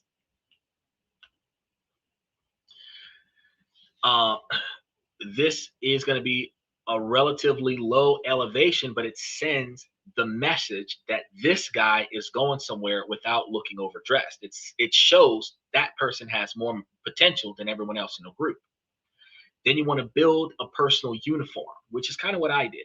Consistency reads as confidence, and consistency is going to be like everywhere you go. So you want to have a trademark outfit the style of clothes that you wear, not necessarily the exact same outfit that you're wearing everywhere, or the exact same outfit multiple times in your closet, that it's just the same. You know what I mean? You want to have like a certain uniform style that blends through the rest of your wardrobe so that it's easy for you to maintain the same image everywhere you go. Because as a walking brand, when you're not looking at people, people are looking at you, and that is when you are on presentation. So anybody who sees me on the show sees me in a Walmart going grocery shopping, I look the same. If you see me in a nightclub, I'll look the same. If you see me on the side of the road changing a tire, I look the same. You should be, oh, look at how sharp he is. That Xander? That's going to be how it is, because I have a personal brand that I've built with my attire over the decades. Many wealthy men wear essentially the same outfit repeatedly, same pants style, same top style, same shoes in similar colors. So if they're wearing a lot of browns, they'll have everything from dark brown to light brown and all the shades in between. If they're wearing a lot of blacks, they'll have different shades of black. If they're wearing a lot of whites, they'll have different shades of white, but they theme it, right? For those on a budget, a uniform is both economically efficient and visually powerful. An example of a uniform: dark jeans, plain tee, sneakers, simple jacket. Grab 2 to 3 versions of each in similar colors. Not the exact same color, but similar colors. You might want to have like a dark blue, navy blue, and then a sky blue, right? You get some plain tees. You get your gray, black, and white. Or you can get one black, one charcoal gray, and then one dark gray. Different shades of the same color, stuff to that effect. And then when you're putting these clothes together, you'll always look cohesive and intentional instead of looking for the one shirt that goes with the one pair of pants for the one outfit. Now, if you're the kind of person that diversifies your closet, when you're doing your laundry, instead of putting your clothes away, you want to match your outfits and then put it away. Like I said, I hang up all of my stuff. So the blazer that's going to go with the shirt that's going to go with the pants is going to be on the same hanger with the tie and the handkerchief, and possibly even the socks and the underwear that's going to go with that outfit is all going to be on the same hanger. So when I decide to get dressed, I'm going to grab a hanger, take it out of the closet, and everything I need is on that hanger. You can do that. It takes a little bit more effort, but it makes getting ready a lot easier. And if you're the kind of person to bring an extra outfit with you in case of an emergency, in case a girl throws her drink on you, or if somebody spills something on you, your entire outfit is in the backup suit bag hanging it on the driver's side rear door of your vehicle. You might have 2 suits on the driver rear side of the car so that in case you got to change, you can change twice. Be prepared. But when you're building a consistency in the kind of outfits that you wear, people will associate the silhouette of your demeanor with you rather the precise observation of if it's cheap or not. Instead, they'll see that is how he dressed. So always seeing me in these suits is, well, that's how he dresses. That's his style. That's his gimmick. That's his look. Which in situations where your stereotype couldn't have been him because he's the only person that looks like that. So you couldn't say, oh, well, we're looking for an average height African American male. You know what I mean? Dark clothes, sneakers. Sorry, that's not me. I'm in a 3-piece suit, and the shoes match the vest. You're not looking at, and the shoes are not sneakers. I got like Liberties and all kinds of dress shoes all over the place, but you're not looking for me. So that helps break the stereotype. But this approach is going to save a lot more money by eliminating trend chasing in favor of stacking variations of one clean look. Instead of you chasing the trend, trying to be like everybody else, where you're the last person to afford to buy that outfit and you're wearing it for the first time when everybody else in your group has worn it for the last 3 months, you can create your own style that you wear whenever the hell you want, and they will be impressed that you are the only one that looks like you, right? The psychological ownership is going to be key here. Don't let your clothes wear you. Confidence is going to matter. Even perfectly fitted clothes, well chosen pieces will read as uncertain if you seem uncomfortable in the clothes. And that's one of the reasons why you got to wear it on a regular basis to get used to it. After assembling your outfits, you want to wear them around your house. You want to sit with them, walk with them, take photos in them, check yourself out in the mirror in them, make sure that you're good with this outfit before you start going places in them. Get used to yourself putting this stuff together. Like, for example, if you're wearing a certain quantity of outfit and it has a certain weight to it, you're up and down stairs, that weight is going to be uncomfortable. You're not going to be used to that because you're used to wearing almost nothing. Get used to going up and down the stairs wearing those outfits. If you understand that you're a sweater, that's another reason why you want to bring an extra outfit. So you might wear a dress casual suit to the office, get into your office, and then change to the suit you're going to wear in the meeting. That way you can get to work, you can sweat into your undershirt, this, that, and the third, but you've got a clean uniform in your closet or in your office, hanging on the wall behind something or whatever the case may be, where when it's time for you to start showing up for the business meeting, you're not smelling like yesterday because you sweated your way to the top. You know what I mean? This isn't about faking it. It's about normalizing yourself and improving your appearance so that when you carry that appearance, you're going to carry it with genuine confidence. You're confident with how you look. You're not walking down the street constantly trying to fix your clothes and adjusting yourself. And I hope I look good, squanched up and everything like that. No, you want to be, shoulders back, chest out. You want to be confident about the way you look, right? The clothes will become your default setting, not just a costume that you put on whenever you want to entertain people. Then you want to adjust your approach by season and setting. In the summer, you want to swap sneakers for espadrilles or loafers. And actually, I like loafers. Add pastel tees or light jackets, brighter colors. Choose leaner or lightweight cotton, thinner clothes, which helps you in the warmer temperatures. In the fall, you want a layer of flannel over your shirts. Wear hoodies under the coat. So if you have a hoodie, you have a blazer with the hoodie on and you put it on top of it. You know what I mean? Or wear a sweater without the hoodie.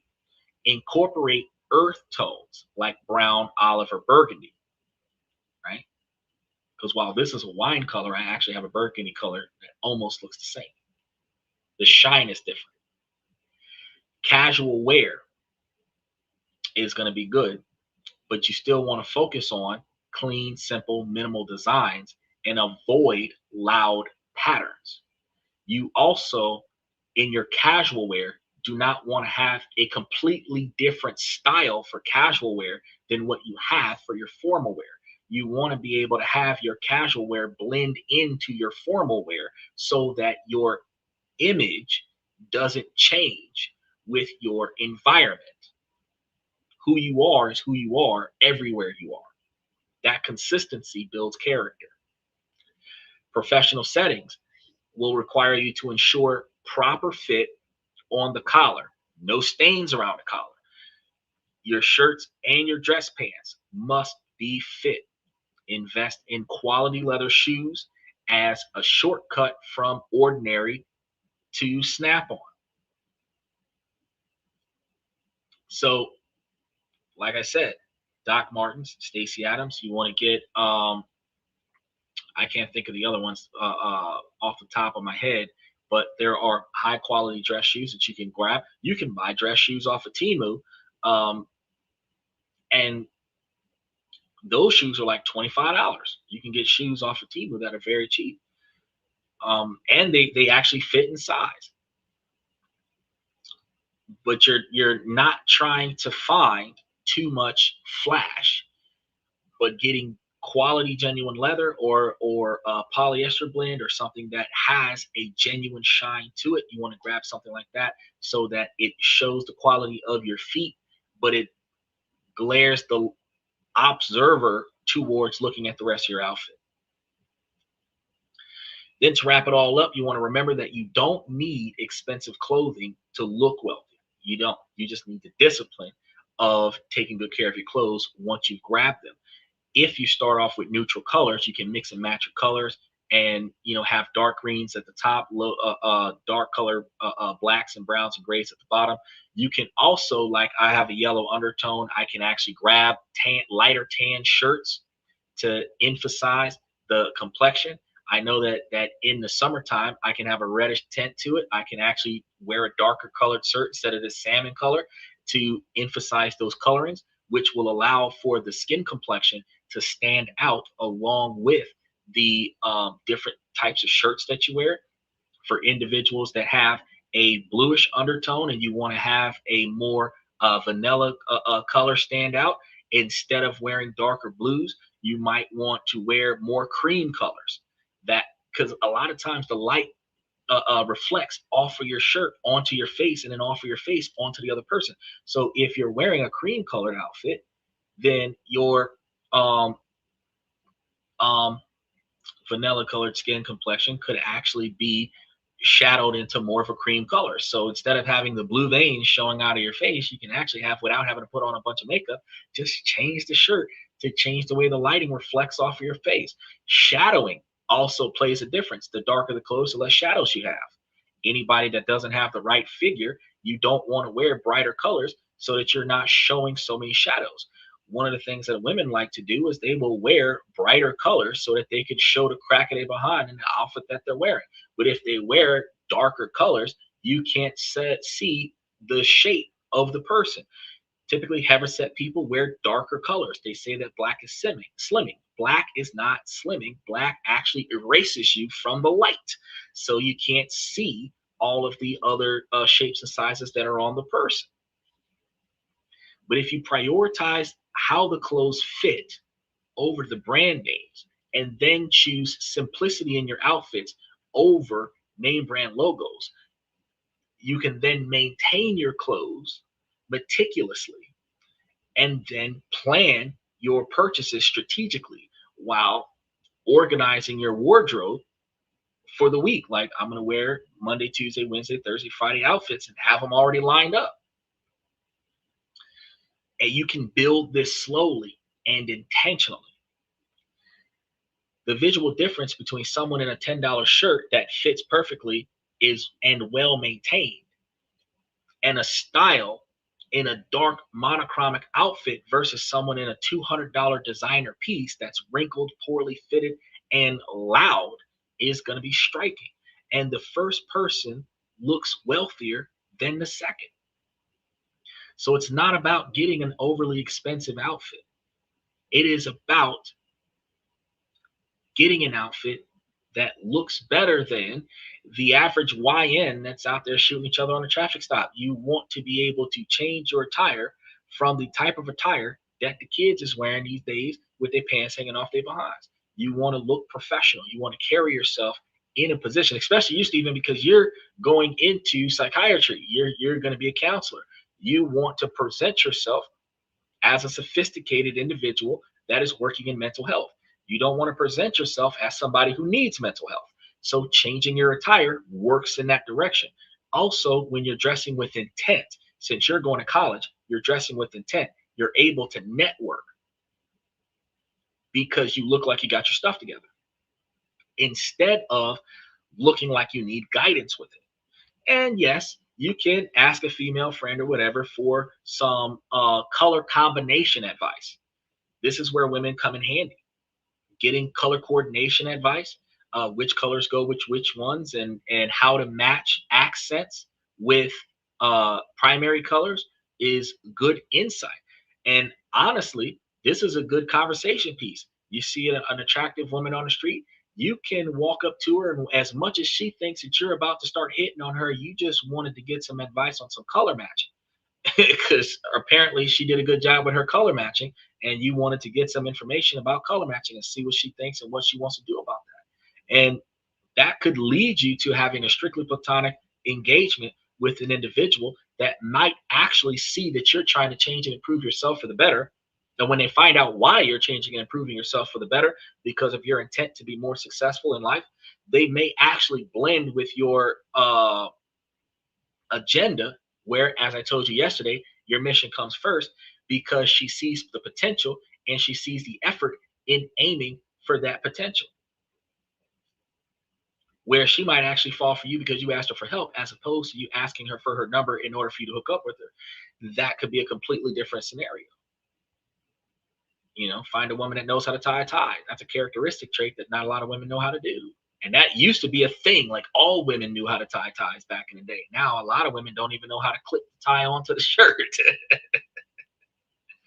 So, if you found these tips helpful, don't forget to hit that like button if you haven't done so already, and subscribe to the channel for more content on styles and confidence just like this, because we're going to be coming through next Saturday with even more information related to this. What I want you to do is I want you guys to comment below with your favorite budget-friendly brand or your favorite brand that's on clearance right now and what stores that they're at, because any tips that you have for dressing sharp on a budget is beneficial for Steven and everybody else who wants to make themselves look and feel sharper and more successful in life. Start building your own wardrobe today, and then remember, looking sharp is totally possible on a budget. You do not have to break your bank. And this is the other thing that you want to take away from this, is that after all of the effort that I put into getting my wardrobe back in 2013, here in 2026, 13 years later, the outfit still fits, still looks sharp, and I can do what I need to do in a professional fashion without having to go back and buy me another suit. 13-year-old suit. Okay? So the $200 that I spent 13 years ago, this suit paid for itself. Whereas if I'm chasing trends, the outfit is only valuable until it is no longer trending. Now it is not valuable because it is out of style. Suits are not out of style. Professional attire is not out of style. It's not trending, but it is not out of style. It outstands the test of time. And if you take good care of your clothes will outstand the test of time. So with that being said, I want to start off by saying, ladies, as long as the situation doesn't make sense, I'm going to keep asking you ladies to make it make sense. So ladies, please make it make sense. Fellas, I give you all this information to help y'all become higher value men, because if you find the things in your life that you need to change and you proactively put forth the effort to change it, you will see yourself being able to improve your life for the better. Then you can navigate around the things that are outside of your control. Ladies, while this is a male-driven podcast from the male's perspective, you too can take the information that I'm giving you to make yourselves higher value women. Because even with what I'm giving the men about changing their attire, y'all can change your attire and go from these scantily clad outfits to, oh, I'm not done with you yet, Steven. I greatly appreciate you coming tonight, because I got a follow-up show next Saturday, and I got 2 more follow-up shows after that, because I've got to talk about more detailed attire. I got to talk about more accents, more accessories. I got to talk about how to create a 30-day wardrobe so that you know how to mix and match your attire. Because Steve Harvey had a good explanation on how to get things started, but there's more to it than just this. So I'm going to be every Saturday for the next month. I'm probably going to be covering this every Saturday to give you more insight and more information to help you enhance your wardrobe so that you can find yourself in a more comfortable scenario, looking and feeling more professional. So yes, ladies, y'all can take this information and do the same. And then I want to make sure that you ladies remember that if you find your 20-year plan, fix it, establish it, figure out what it takes to get there, and then proactively put forth that effort to get there. You can find yourself, keep your eyes and ears open, and find that partner that would mesh with you, that can aid you in your ability to get there just that much faster. And it's easier to grow with somebody that has the same mentality as you. It's hard to grow with somebody that doesn't have the same mentality as you, but we have to pay attention to what we're looking at when we're looking at other people. With that being said, I want to thank you guys for coming to This and That. I'm your host, Xander, where we talk about this, that, and everything in between. And I'll see you guys tomorrow night.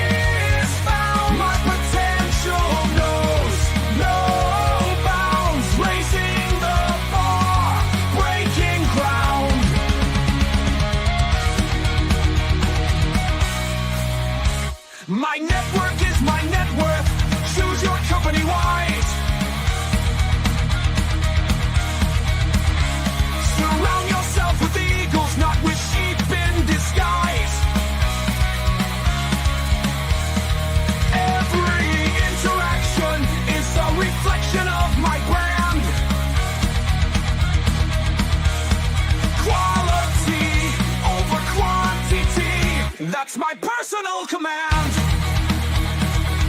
I'm not mounted on higher ground where excellence is found. My potential knows no bounds, raising the bar, breaking ground.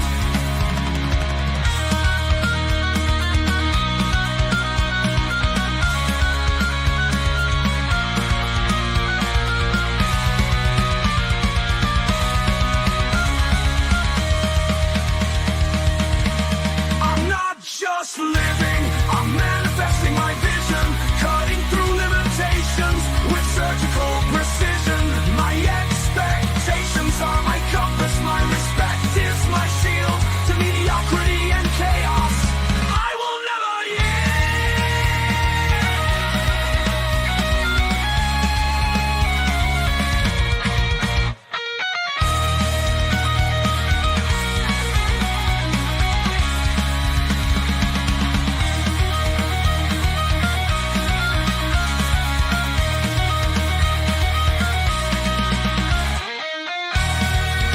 I'm not just living, I'm manifesting my vision, cutting through limitations with surgical precision. My expectations are my compass, my respect is my shield to mediocrity and chaos.